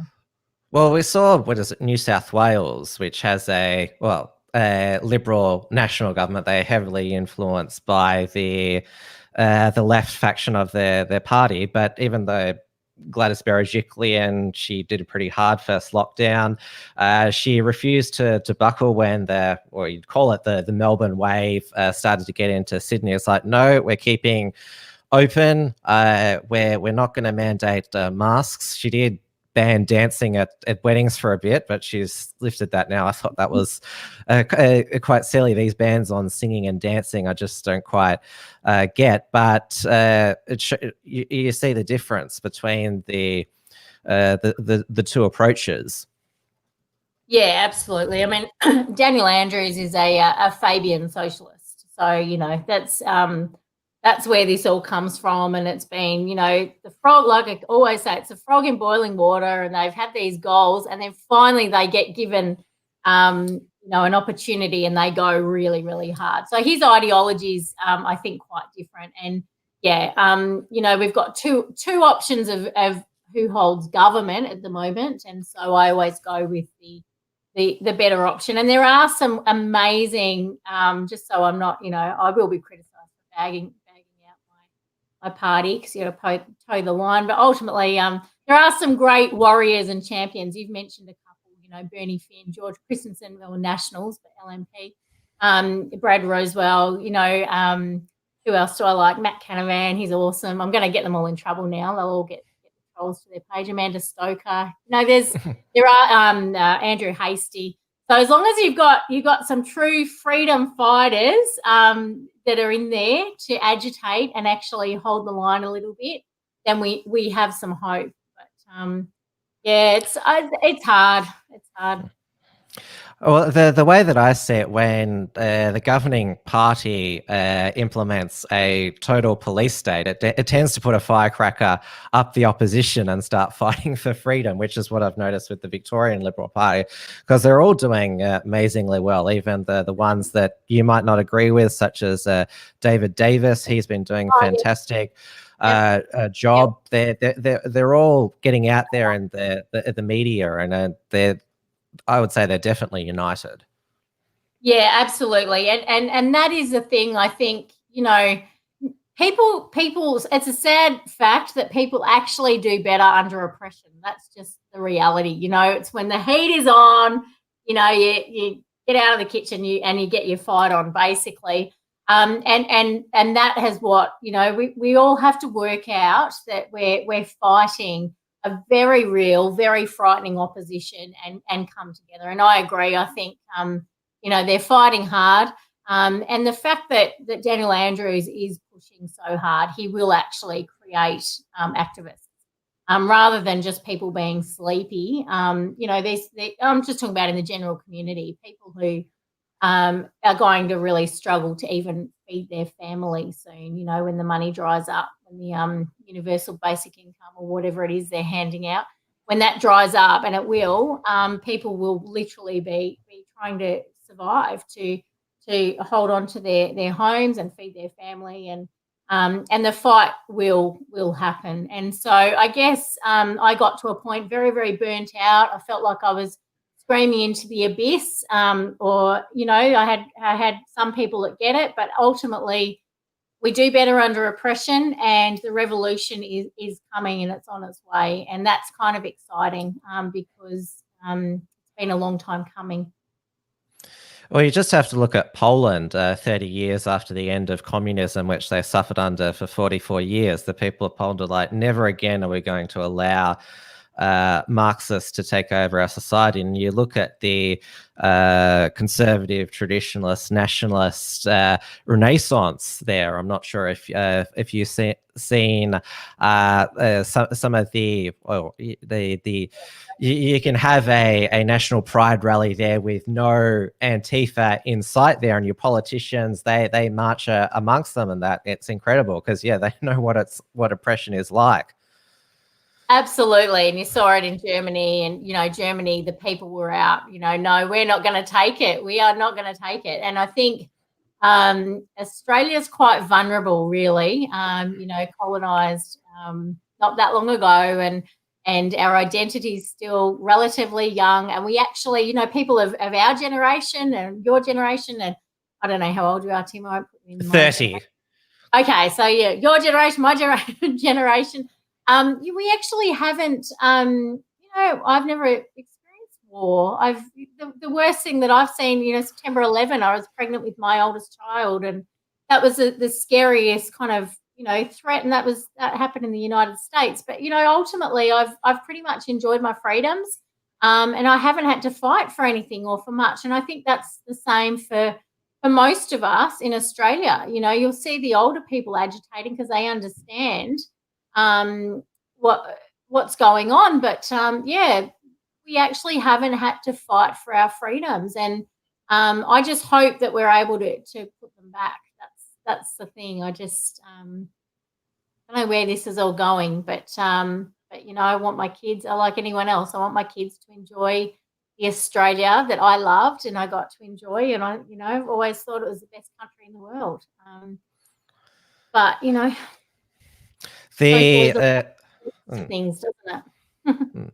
The war against our free speech has continued, though, with Daniel Andrews shutting down the Victorian Parliament, except to, pass legislation to give himself more dictatorial powers. He's put on the back burner Fiona Patton's Racial and Religious Tolerance Amendment Act, which would basically expand that act to cover gender, sexual orientation, gender identity, and disability. So it would basically be a hate speech law against all these attributed groups, which, they might have somebody like you in their side. I know that speaking of good parliamentary speeches, Bernie Finn at the time spoke about, under this law, if I went outside this chamber, because you have parliamentary privilege, and said that there are only two genders, because you could actually be prosecuted under the Racial and Religious Tolerance Act and get 6 months jail, which would cover this as well. And actually, it would remove what's the intent test. So even if you didn't intend to offend somebody, if somebody took offence, then you could still be taken to VCAT or prosecuted. Yeah, and that's the stuff that I feel pretty overwhelmed by at times, because it's legislation is happening and they are weaponizing against us. For someone like me, for example, it's actually my religious belief that gender is an essential characteristic of eternal identity. We believe in Adam and Eve, and a lot of Christians around the country would share this view that, gender is man-made and God-given, and obviously, gender dysphoria is real and people do struggle with it. But to not be able to express our, even from a religious freedom point of view, and you can see it happening. You can see that's the activists have been emboldened, and at the end of the day, once again, I mean, when we talked about the factional stuff that happened, the number one kill shot in the so-called conservative faction that I was in was Bernie Finn, and that was, for me, I'm like, I'm out of here. We need so many more Bernie Finns and people who are willing to actually stand up in Parliament and vote the right way. At the moment, they hold the balance of power, and Fiona Patton, who certainly is coming after a Christian worldview very, very aggressively through legislation, with a lot of the legislation and policy that she's pushing through. I'm not sure what got her over the edge with the state of emergency when she voted on that, and she held a lot of power. This is the other thing, and she calls herself, a civil libertarian. There's nothing un-libertarian than giving a premier absolute power. Exactly. I think she's lost her title, and Fiona Patton, good luck getting elected in next time, because I think you've shown your true colours for sure. But ultimately, it's quite frightening, because all of this legislation is about removing freedom and removing, people like you and I who want to have an opinion that doesn't fit the narrative. And freedom of speech in Australia is a bit of a myth, really. No, it's not constitutionally protected. There's just the implied constitutional freedom to political communication. And I sat through Blair Cottrell's appeal for his conviction under the Racial and Religious Tolerance Act, and so I was listening to the Daniel Andrews prosecutors and the Attorney General's lawyers, and they said repeatedly that the implied freedom implied freedom of political communication, it's not an individual right. It's a limit on legislative power. So they made that point that no, it's not a right. They were keen to make that argument. Yeah, and this is the scary ground. I mean, I think there is a point where certain things, when there's death threats and harm, certain things do need to be legislated against. But yeah, is it Voltaire? I don't know. I would have had to Google this. But, I may not agree with you say, but I'll defend you. Right. I don't even know who it was. defend your right to say it, and that is an ideology I believe in. Like even the haters, you can say you can hate me all you want on your own Facebook pages, and that's your free speech. You get to do that. You get to have your opinion, and you get to tussle in Parliament, and that's what democracy is. But you don't get to silence views, even if you disagree with them. Probably the most vulgar person's free speech I defend is Catherine Devaney. I mean, she's called Anzac Day Bogan Halloween, and she claims that we over worship the farmers, which obviously a lot of people will be offended by that, but she's free to say it. I often say she's just after attention. Like don't take her bait. Yeah. And more speech is the cure to bad speech anyway. I mean, that's the thing. It's like, we go down a really, really slippery path. If we take this route, which we have a long time ago, as you know, Tim. It's already, speech is already almost gone. So now it's the fight back, and we've got to make sure that more's not.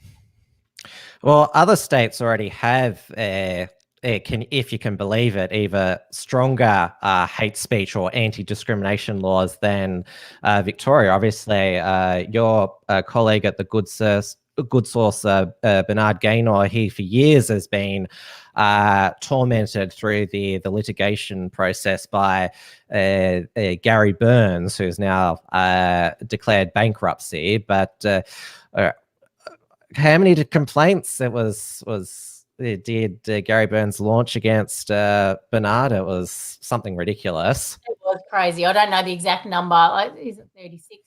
Something like that. Yeah, but, and he lost his home. Yeah, which is, I'm sure that obviously he would have helped you through, your case as well, given that he'd been something through similar. Yeah, so my case was different because defamation law. It's different. It is different, but absolutely, he's certainly an ally and someone that I have a lot of respect for. And even some of his comments, to be honest, I don't actually even know what he's even said, but it's actually almost irrelevant. And I may even go, I wouldn't say that. I do try and be careful, and I've got, loved ones that I want to make sure that I'm not going out of my way to offend, but at the same time, it's irrelevant. And like I said, I don't even know what he originally was taken for, but absolutely. I mean, he's just such an amazing Australian who's stood up and gone, no, I'm not going to take this, and I'm going to put my money where my mouth is, and he's put a lot on the line, and they're coming after Lyle Shelton now, so he's got the anti-discrimination complaint against him for his comments over the drag queen story time at the Brisbane Library, which is what the late Wilson Gavin was protesting against. And despite the tragic outcome in Wilson's case, they still want to go after Lyle for basically his defense of Wilson's activism. Yeah, and making a statement that the majority of mainstream Australians would agree with. You should be able to have an opinion about what you think is acceptable for children and what isn't. But it's quite crazy. I never ever thought. I mean, I was prior to making up my own Facebook page, I was someone who tiptoed on my own social media, very, very careful. I think non-PC, and I'd kind of been indoctrinated. They're very cunning in how they get us to just more and more self-censor. But once you start speaking, and once you start to realize just what a threat it is, and that these people genuinely want to take away your freedom of religion, your freedom of speech, your freedom of association, any freedom you have, there are people that actually hate everything that people like me or you as a white male, stand for. It gets to the point where you're like, okay, is this worth the fight or isn't it? And to me, freedom, I mean, that's always been at the heart everything that I fought for is freedom. Like, ultimately, you do you, no problem, live and let live. But if you're going to start to intrude on me and my children, and what my children are being taught, and what I can and can't say in my own home, and what views I can impart to my kids, then we've got a battle on our hands. And the anti-discrimination litigants, they've even tried to go after a federal senator. She is one of the, we'd call her freshman senators, Claire Chandler from Tasmania, because she has concerns about transgender women participating in women's sports, using the women's toilets and changing rooms. And she's not the first prominent Tasmanian to be dragged before their local anti-discrimination commission. Archbishop Julian Porteous, he was taken there because of a pamphlet that he published about a traditional marriage. They're going to go after, it doesn't matter how high they are. Yeah. And I guess from my point of view, someone like me, I'm a mum out in the suburbs, and I stood up and I put my head above the parapet, and they tried to shoot me, and they went after my family ultimately. The money that they took from us comes from my children ultimately. Like that's where all our money goes. They're willing to do that. And so I guess the fact that they're taking on, I'm not saying it's right, but the fact that they're taking on parliamentarians now, and it's escalated and elevated, and also given attention to what we are actually facing. And she's doing an amazing job. So I'm very proud of her, and the fact that it was what ended up happening with it. It's been dismissed, hasn't it? Withdrawn, I think. So, which is amazing. So, and ultimately that is what this battle comes down to as well. It's not just about the children; it's about the fact that myself as a woman. What is a woman? The feminist. In Victoria, you can now change your gender to whatever. I think because they're originally you were going to be able to change it every 6 months. That's what they first proposed. Now it's every 12 months. As long as the gender is not, profane, you can change it to whatever you want. Well, wasn't it Lauren Southern who they doxed her? Attack helicopter. Yeah. I think she had a lot of trouble changing it back. But anyway, and she did that as a political statement. I mean, this is where we're at now. And I think people thought saw someone like me, or a lot of the people who were speaking out early on, and they just thought, this is ridiculous. That's not happening, because it does sound ridiculous. But we are at a time now where it's being legislated. So. Once again, if you want your legislators to represent you, join a political party. I won't tell you which one, because even the minor parties, you can see that the minor parties hold the balance of power. So you pick the party that best aligns with your values, and bring 1,000 of your mates in there, and start to actually topple over some of these ridiculous legislators who are making laws that just don't represent. I mean, even at the stage now because even a lot of the progressives are alarmed at Daniel Andrews's police state, but they could never could never vote for a centre-right party. So I'm actually saying to them, I'd rather you vote for the Greens next state election than Labor, because at least they.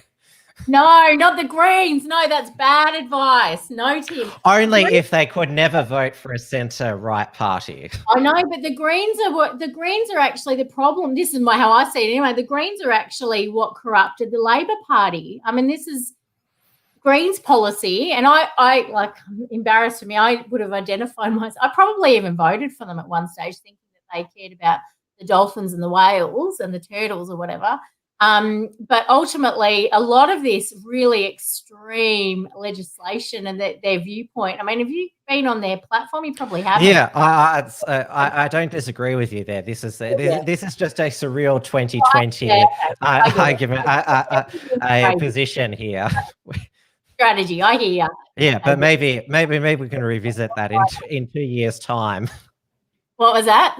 Maybe we'll revisit this sort of what is that conundrum in 2 years' time. But let's talk about this Saturday's March for the Babies, which, as I mentioned, is a virtual protest, because obviously Bernie Finn, as the president, as a lawmaker, is not going to be a lawbreaker, even though it's going to be a beautiful day on Saturday. It always is every March for the Babies. I've covered the last two for the Unshackled. That's where I last bumped into you. I've bumped into you several times. At first, I think at the Lauren Southern Stefan Molyneux event in 2018. That was when Antifa were out the front. Also at the Jordan Peterson, his first event. Although we're not allowed to bump into each other at the moment. I think even if lockdown is lifted, you're not allowed to bump into anyone because of social distancing. I always got at the March sunburn because it was always just a beautiful spring day. And last year I did bring my sunscreen, but I was in such a rush getting my equipment set up. I forgot to put it on. And if people are meticulously going through my videos from last time, you can probably see the sunburn coming on. But yeah, it was. It's always a beautiful spring day, but yeah, you're only allowed out 2 hours a day at the moment. Only in groups of 5 from no more than 2 households. So obviously that rules out the March for the Babies. But it's going to be an online event. You're speaking. So is Amanda Stoker, LNP Queensland Senator, where they've got their state election at the end of the month with their Dan on heels, Anastasia Palaszczuk, who pushed through a similar abortion law recently. I know Amanda Stoker is a firm pro-lifer and excellent speaker, so I'm sure she'll have plenty to say. And also Martin Iles, he was actually the founder of the Human Rights Law Alliance, now the director of the Australian Christian Lobby. And I've particularly enjoyed his commentary this year on just the state of our society, because even somebody like me, as an atheist, it can reach the secular person because it is such astute political commentary. I think his posts on Facebook have been absolutely excellent and spot on this year. Yeah, absolutely. Yeah. And you're right. I mean, sometimes he may have a bit more of a religious spin, but ultimately the whole goal is truth, and truth in the public square, I think, is his thing. And certainly being such a strong voice in the culture wars and just helping people understand what we're actually dealing with. It's whether or not you're religious, it's those Judeo-Christian values that have held really well. So I'm super excited. I mean, what an honour for someone like me to be speaking alongside. I have actually spoken alongside both of them a couple of times now, and even in New Zealand with Martin Iles and Miranda Devine. But it's still very surreal for someone like me who's normally worrying about what's for dinner for the kids, and I'm not in Parliament. But what an honour to even be a part of this incredible organisation. I got involved just before the last March for the Babies on the committee. I thought, I was becoming very, very despondent about, the party and what was going on. I took a step back and I thought I'm going to focus on some of the positive things I can. So I joined the committee. And the online protest is going to be, look, obviously we'd love to march in the thousands.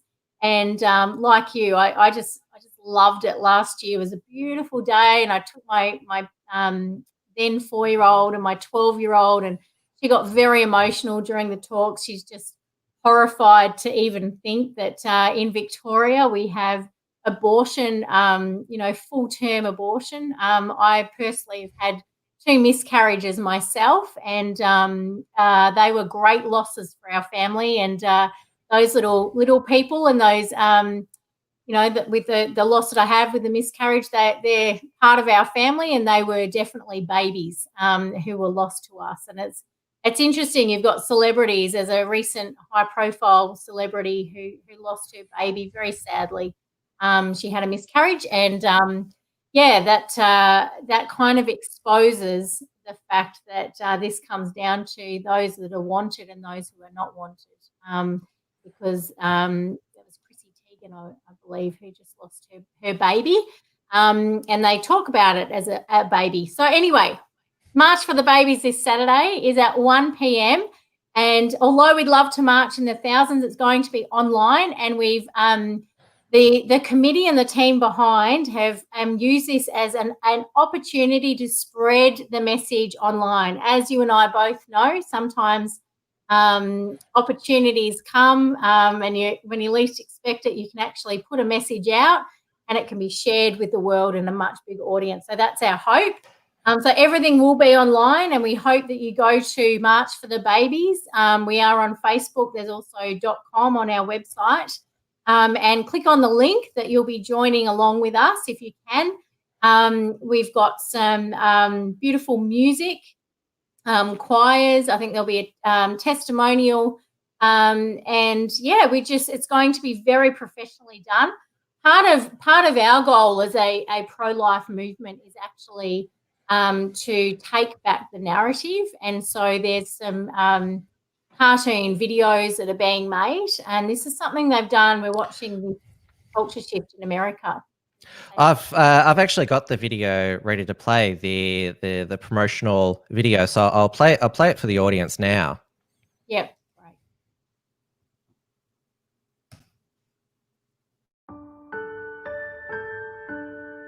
Psst. Hey, are you there? Yeah.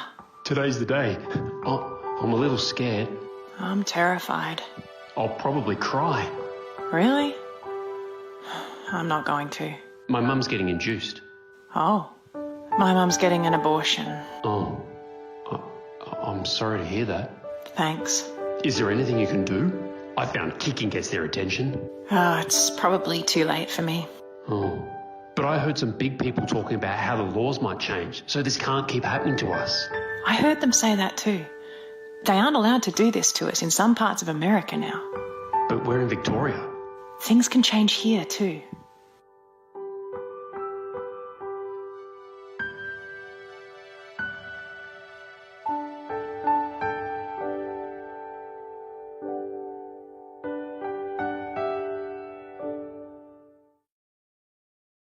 And obviously the Baby Lives Matter slogan is a play on the BLM acronym.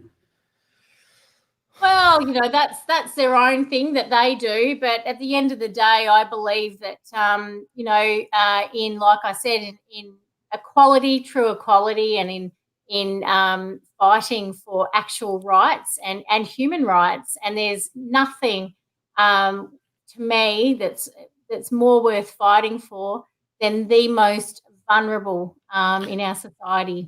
And that's what it means to protect all human life. That's why I can't believe that Daniel Andrews gets up every day and says this is about human life. And I went through his resume at the beginning of the show, health minister who passed this abortion law and oversaw euthanasia as well. He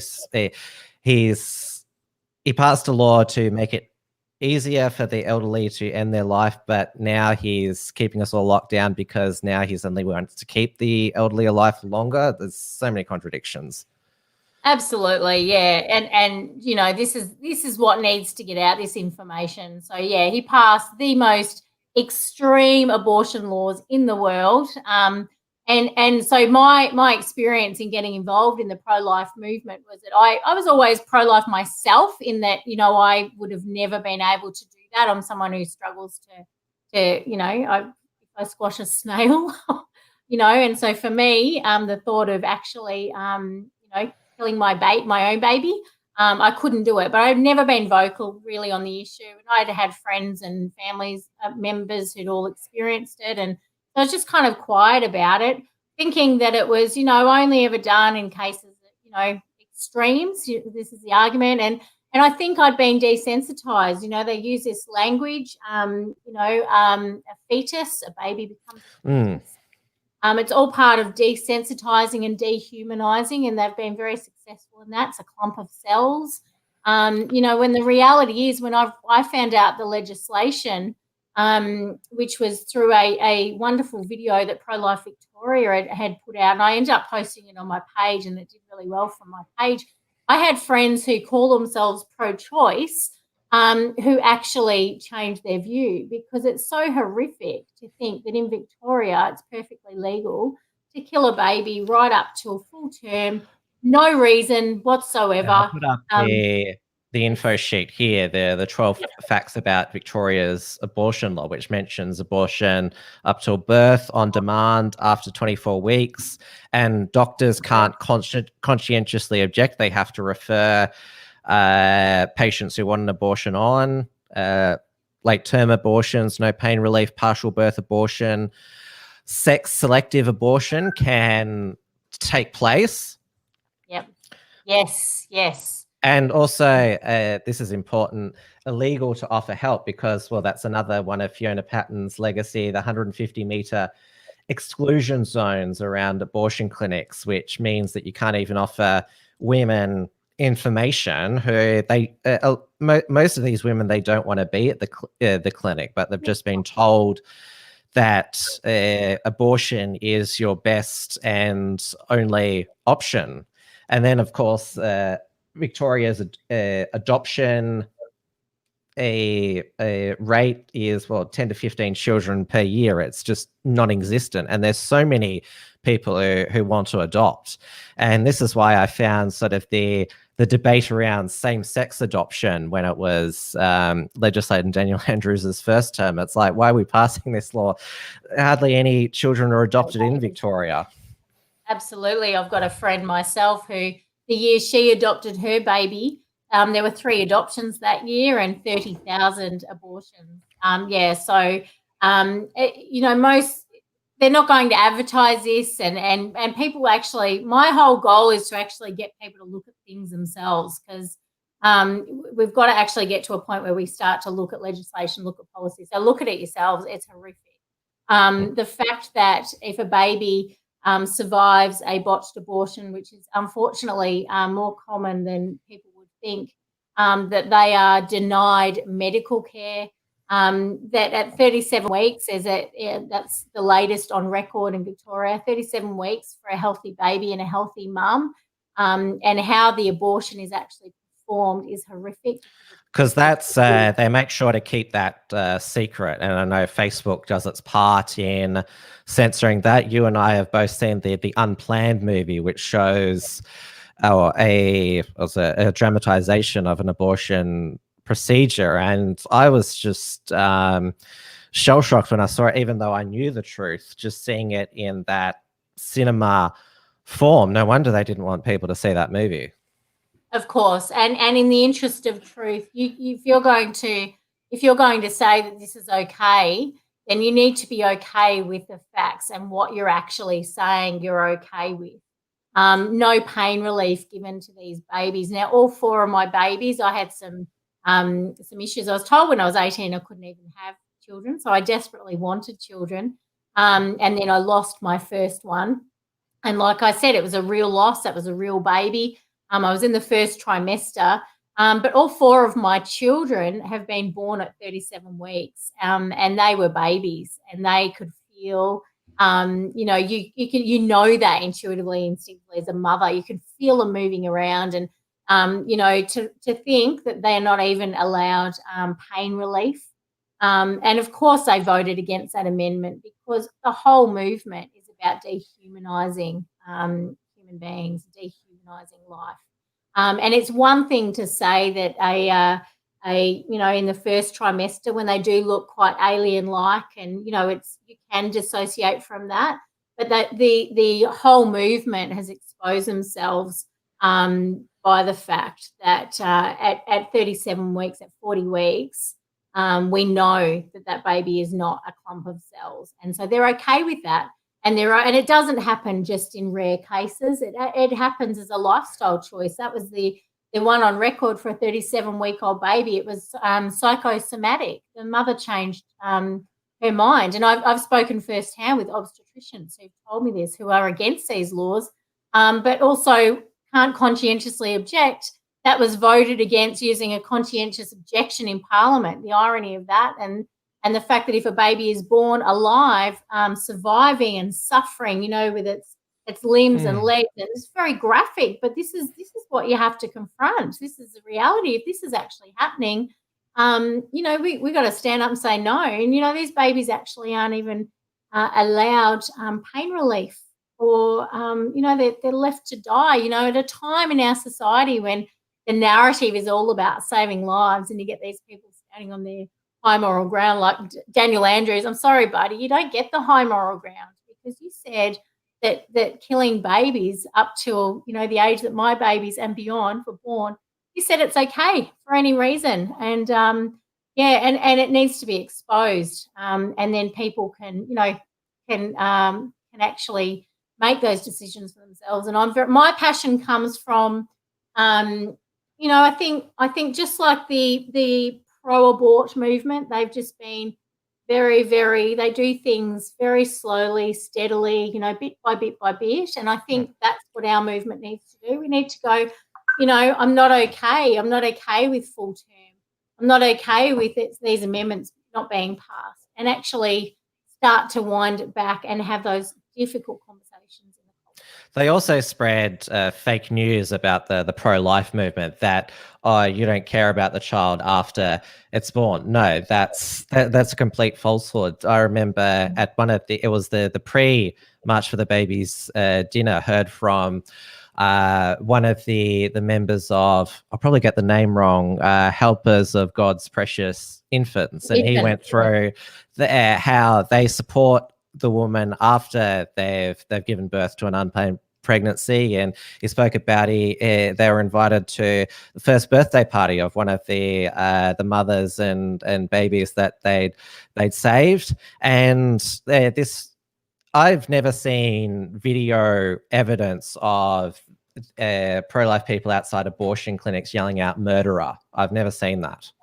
No, that's right. And that's, the dishonesty around it as well. The pro-life movement and the pro-life networks that I'm involved with, and I'm also involved with another organisation, the Australian Family Association, they're always very, very active in caring for mothers and babies. In fact, I was involved in a meeting recently where they were trying to find a home, and I think they were successful in that, for a pregnant mother who was an immigrant who was studying over here, who had a child back home but just had no way to actually care for this baby. They felt overwhelmed, and they ended up finding accommodation, and people donated, and that's a massive part of the pro-life movement. And also the caring for mothers.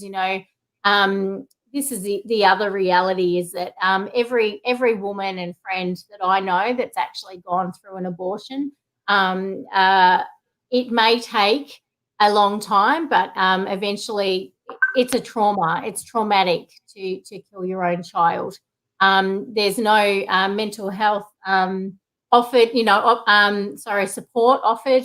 They're not even counselled that there's another option. So there's a real I feel like there's a coercion that happens, and then it ends up, they often end up with post-traumatic stress disorder, and you can't as a mother do that. You may be able to block it out for a while, but there's a loss and there's a grief there. Just like, someone like me who has a miscarriage, add to that, that this has been at your hands. And we love women. We want women, and we love babies. We love children, and we celebrate life. And that's the whole point. Life is precious. Life is worth fighting for, and mothers deserve to be honoured and revered and looked after, and fathers. There's a great loss for fathers too. The big movements of fathers who have wanted to keep their babies, and their mothers have made these decisions, and they experience such incredible loss. I get so emotional about this topic because to me there's almost nothing more important. If we want to live in a society that shouts loudly about human rights, we've got to protect right from the start. And to me, that's it's worth marching for. So I just want to encourage everyone to please join us and just open your ears. You may even have a different viewpoint to me on things. You may come in at the debate at a certain, maybe you think first trimester is okay or whatever, but please just educate yourself and get to the point where you can think really hard about this and what are the other options. But yeah, so it's on 1 p.m. and Bernie Finn's a champion. He's a champion for this movement. He was there when the legislation passed. No wonder he coined the term Dictator Dan. No wonder he posts those hilarious memes. But, he really, he was there. I mean, the hypocrisy, as you pointed out, Tim, the hypocrisy of this is just disgusting and despicable. And Bernie Finn, when the legislation passed, I know that he had a very special experience and he felt, what do I do now? Well, you march for the babies. So please come march with us online and show your support and share the video as well when it's made. It's going to be professionally done. Yeah, I've also never heard of a woman who's decided to keep her baby after an unplanned pregnancy and regretted it. I know a few women who've had unplanned pregnancies. Their children are now reach the age of 10, and they're beautiful children. The mothers love their child. They're certainly not being neglected or anything like that. They're bubbly children, and you just see even if it's unplanned, children are still a blessing. Absolutely. You'll never, ever, ever regret keeping your child. But there's a very, very strong chance that you'll regret discarding your child and thinking that there's no other option. And I actually do understand why women get into these, or why they think that this is their only option, because the whole system's set up that way. The whole society and culture tells them that, we live in this culture now where you can have hedonism and there's no consequences for things, and suddenly there are consequences and everything's discarded and thrown away, and the messaging has been very powerful, very strong. Once again, like that frog in boiling water, where babies have been dehumanized, and women and fathers are often told this is the only option, but it's not the only option. And I want to be in a culture and a society that protects the most vulnerable. And that's the greatest richness and joy in my life has been as a mother. And you hear, they certainly cause you stress and all the rest of it, but you're only as happy as your unhappiest child. It just and I can't speak on behalf of fathers, but I certainly place, and that's part of my ongoing activism as well. I place such a strong emphasis on the role of fathers, and ultimately I've kind of come full circle in this whole political battle, because at the heart of it, it's about the strength of families, and I actually believe that family is the fundamental unit of society, and if we can heal a family, then we work out from there, we can heal society. And we need to value mothers, we need to value fathers, and we most definitely need to value babies. Given what the children have been through this year with the lockdowns, this will stay with them for the rest of their lives, and you just hope that they remember it. And like the greatest generation who went through the Depression and World War II, they were called the greatest generation because that's what they were. They rebuilt the West after the Second World War. You hope that this, what you call them, Corona babies, going through this period of oppression, that they look back and, I don't want my children to suffer like we did. And I know that one of Bernie Finn's most prominent sayings is elections have consequences, and there's a lot of important elections coming up there. Local government elections here in Victoria, make sure you don't accidentally vote for a Labor, Green or Socialist. I know that Simon Johnson's Southeast Community Forum has very good information about, make sure you don't accidentally vote for those people. And people of New Zealand, they go to the polls in 2 weeks. Jacinda Ardern, she passed her own, or you could call it an enabling act of some sort, that so if there is another outbreak, she can shut down society. And before the first lockdown, she snuck through the abortion law, and also they're voting on euthanasia as well at the election. And then, of course, the big one, November 3rd, Trump versus Biden. A lot will hinge on that, I think, in the global Western culture.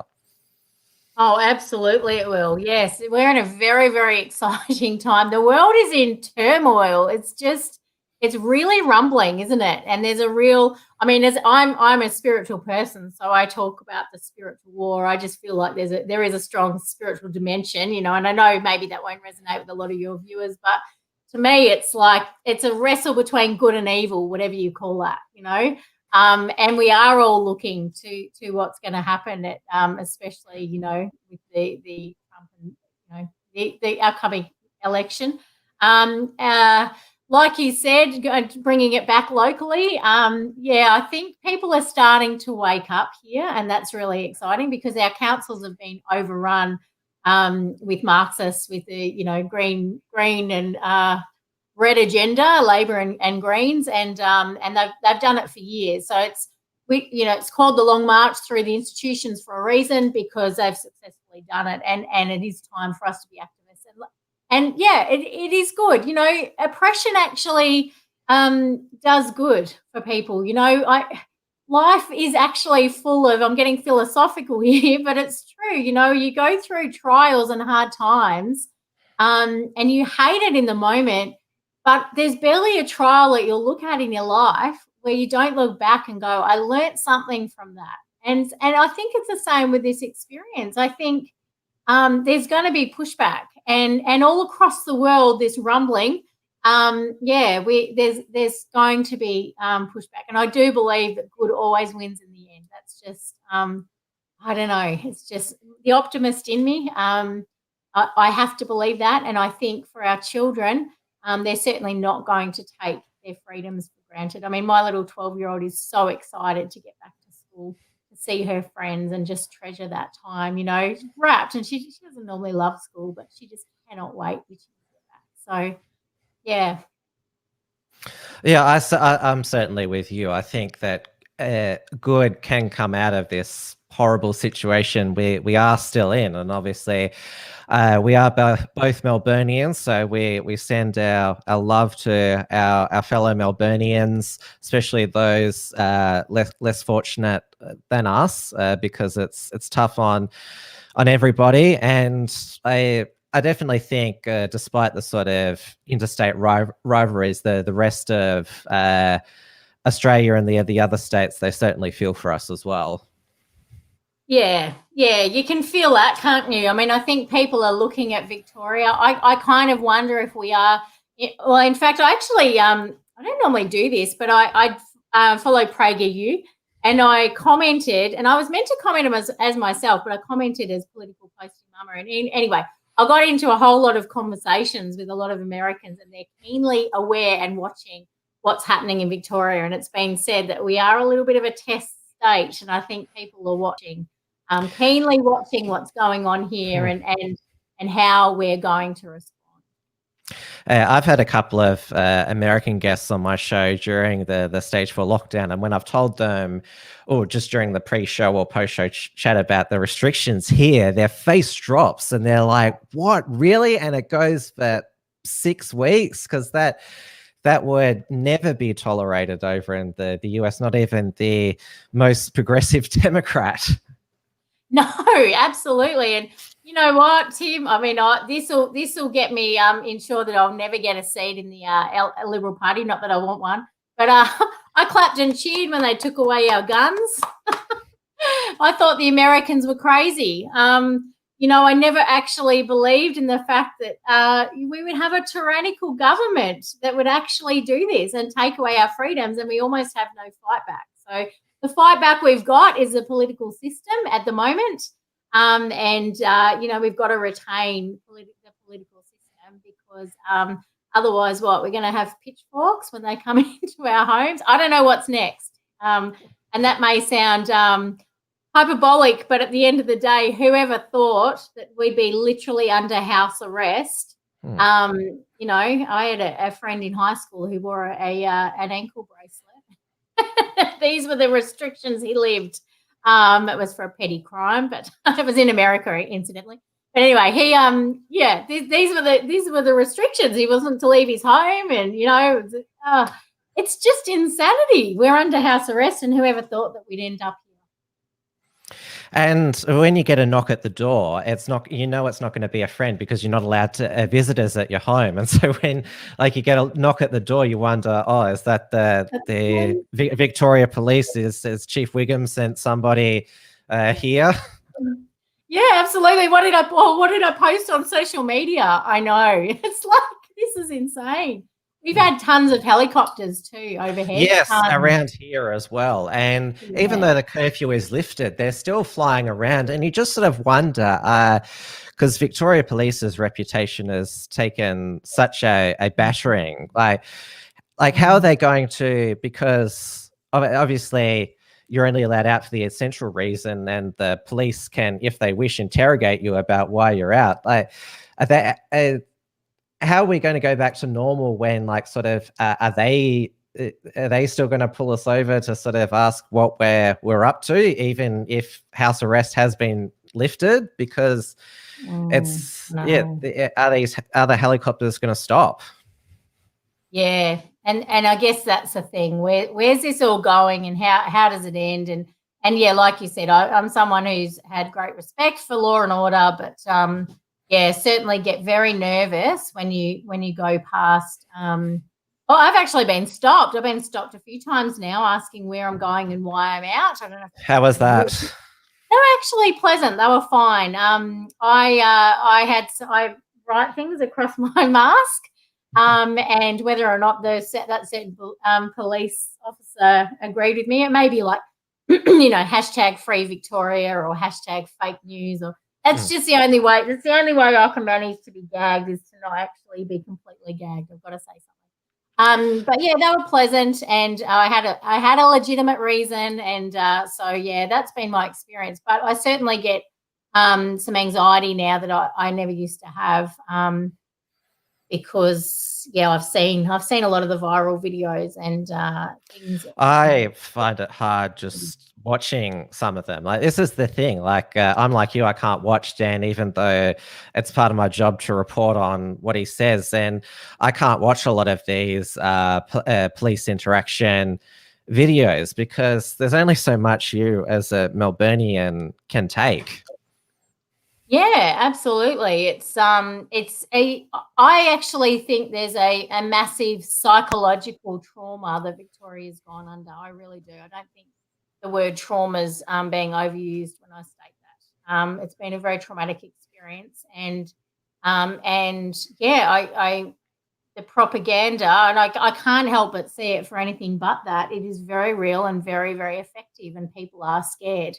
And yeah, it's I wonder how we're all going to be after it. I mean, you walk around the supermarket and the look in people's eyes and the coldness and I mean, it doesn't help the fact that we can't actually interact and engage like we normally do. And don't forget what I call them, the mask offs. If if somebody is not wearing a mask, it can cause a whole incident. I'm not sure what your view is on the Karen meme, but normally these mask wars, they involve a pro-mask Karen and an anti-mask Karen. They're both as bad as each other. And this is the other thing with the snitch lines and neighbors turning on each other, and that with the mask and that has also been very sad as well. Yeah, incredibly sad. Just divide and conquer, and it's been very effective. And even in my own family, and I know I'm not alone, you've got different views. You've got people who are very, scared of the virus. We've got a whole range of political views, and amongst my friends, even some of my friends at church, there's a real division. It's really, really toxic. And I can't help but feel that that's, where does that come from, and who's controlling that, and why does that work for people to divide? And that's what they did in Germany, didn't they? Yeah, there was a really good meme where it has somebody saying, "I'd never turn in Anne Frank," and then during the lockdown, "Hello, police, I see my neighbours in the front yard." Yeah, I haven't seen that meme, but that's spot on. I mean, that's certainly gone through my head. Yeah, you can see how it happened. They clapped and cheered it on, and a lot of people weren't even aware of the concentration camps at the end of their street, and but they certainly set up division and divide and conquer, and so it's really sad. And so what do? We got to be a counteract to that.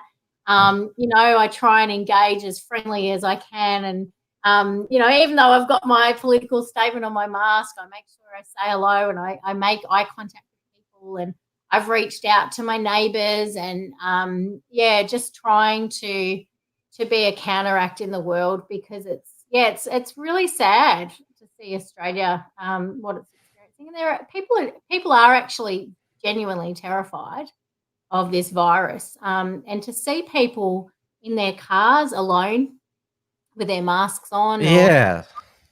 It's just not even Dan says for you to do that. I crassly say that he has a mask fetish, but not even he mandates you wear a mask when you're driving alone.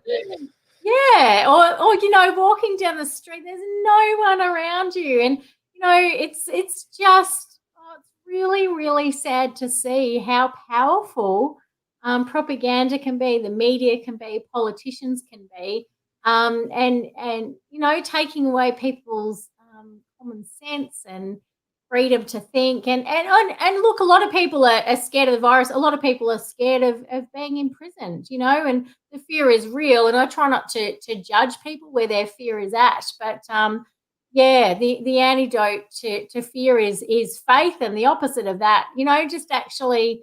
It's all going to be okay. Everyone's behaving like, they've got a crippling anxiety disorder, and crippling anxiety disorders are completely irrational. So we've got to try and be rational about this. I mean, I'm okay with PPE in the hospital setting where you've got risk. It's got to be proper PPE though. This mask stuff, it's just I can't not see it through a political lens. It's bizarre. It doesn't make sense to me. Yeah, that's a whole other topic there. The inconsistency of all the rules and all the industry restrictions, and the fact that 6 months ago masks were only necessary if you couldn't socially distance. Now you've got to wear them everywhere. That during the first stage, during the first stage 3 lockdown, golf was bad, but during the second stage 3 lockdown, golf was okay. It's still not okay in stage 4 Melbourne.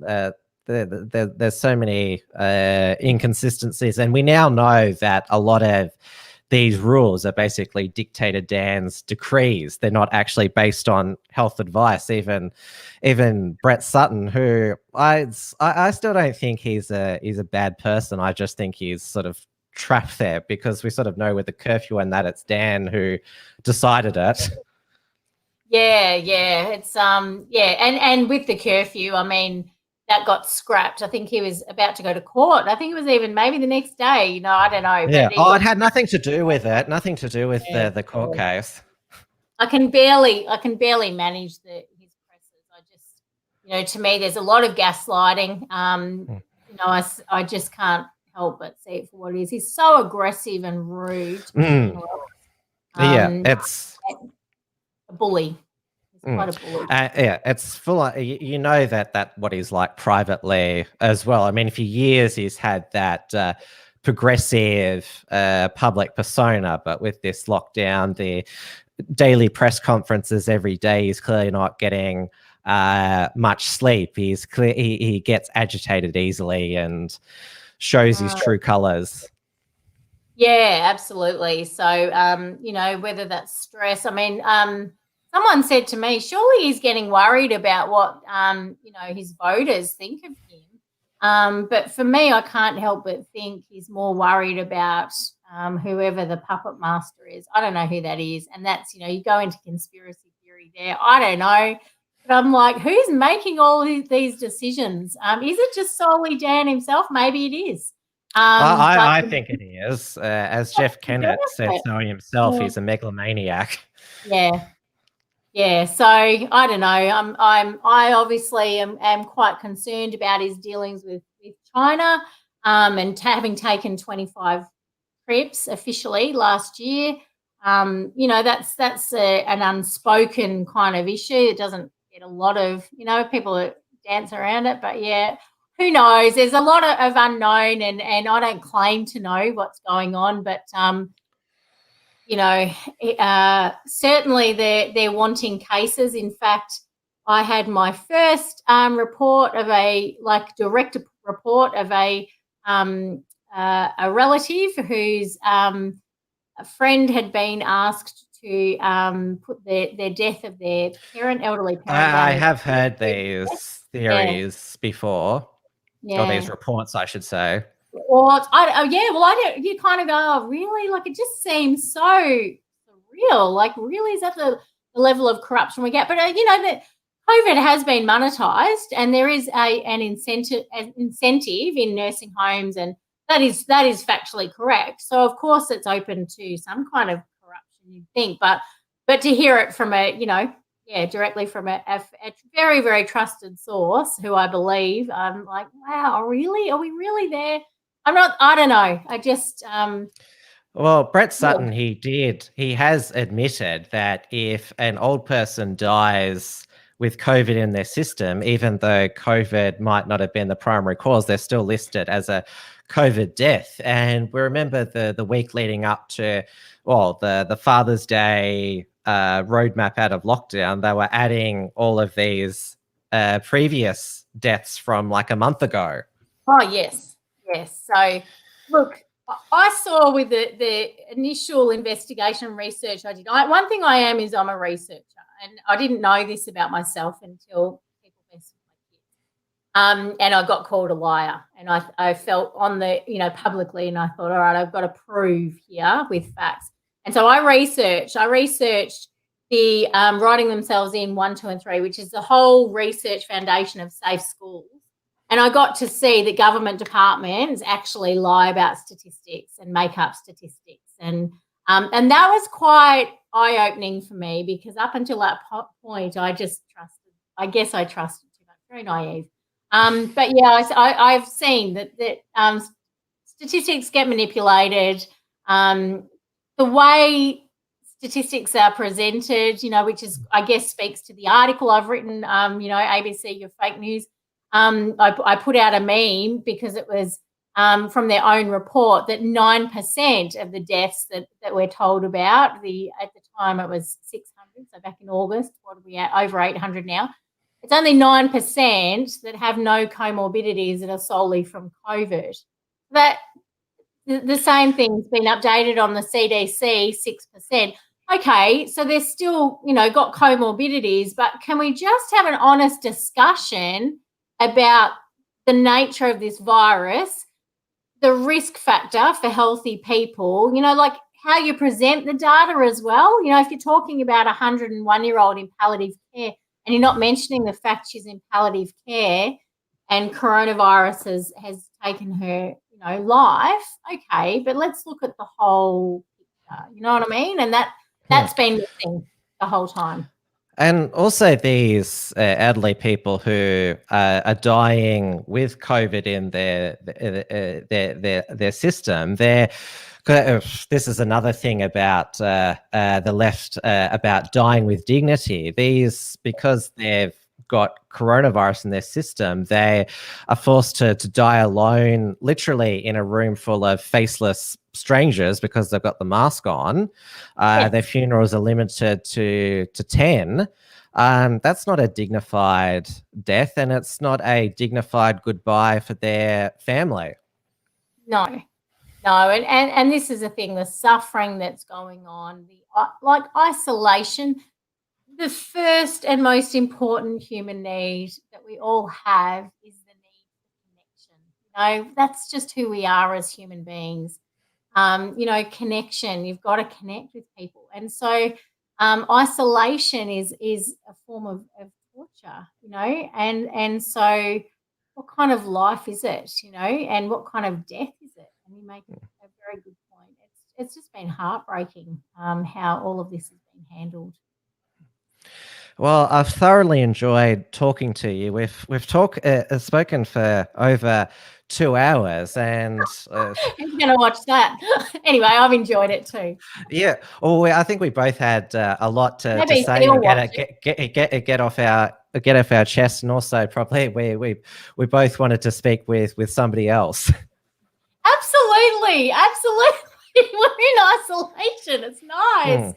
So true. Yeah, someone fresh. So yeah, I've really enjoyed being on your show and the open discussion, and to be able to be free to speak. And I said, who's going to watch this? I'm sure Antifa and ABC and factcheck.org will be watching us, and maybe we'll have a knock on the door and be held off to the empty prisons or the gulag. But no, I've loved the opportunity to speak freely and to have this platform. And so you can view the live stream virtual protest on the March for the Babies Facebook page. Yes, and March for the Babies, www.marchforthebabies.online. And if you click the link, and please turn up. It's this Saturday coming, and it's going to be absolutely fantastic. So please don't forget to join with us, and click on the link, and we want to actually stand for life. So I'm really looking forward to March for the Babies this year. Hopefully we can embrace sometime soon in person. Yeah, that'd be lovely. No more of this elbow stuff. It's ridiculous. I'd risk coronavirus to give you a hug.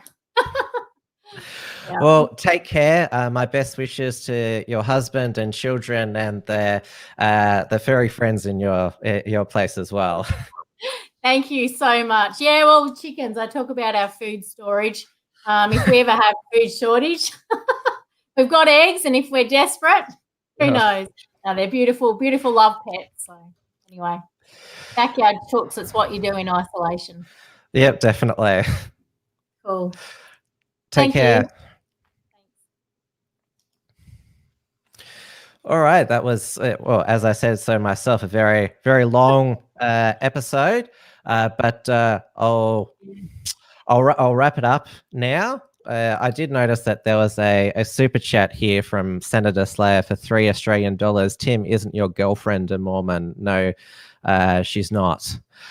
So WilmsFront it'll still be a weekly show for the foreseeable future. So next show will be next Wednesday, 7 p.m. Melbourne time. Don't forget the Uncockables tomorrow night, 8:30 p.m. Melbourne time on the show YouTube and DLive channel, where our special guest will be Andy Nolch, who's just got out of prison. So we'll be asking him about his experience in prison, and also about how he ended up there. And of course, Trad Tasman Talk, 6 p.m. Melbourne time on the Unshackled YouTube channel, and of course keep checking the unshackled.net for our written content as well. So have a good night, stay sane, and stay happy.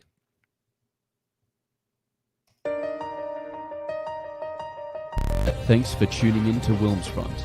Visit timwilms.com or Rational Rise TV to view the archive of episodes, and keep visiting the unshackled.net to view all our shows, and to keep up with the latest real news and analysis.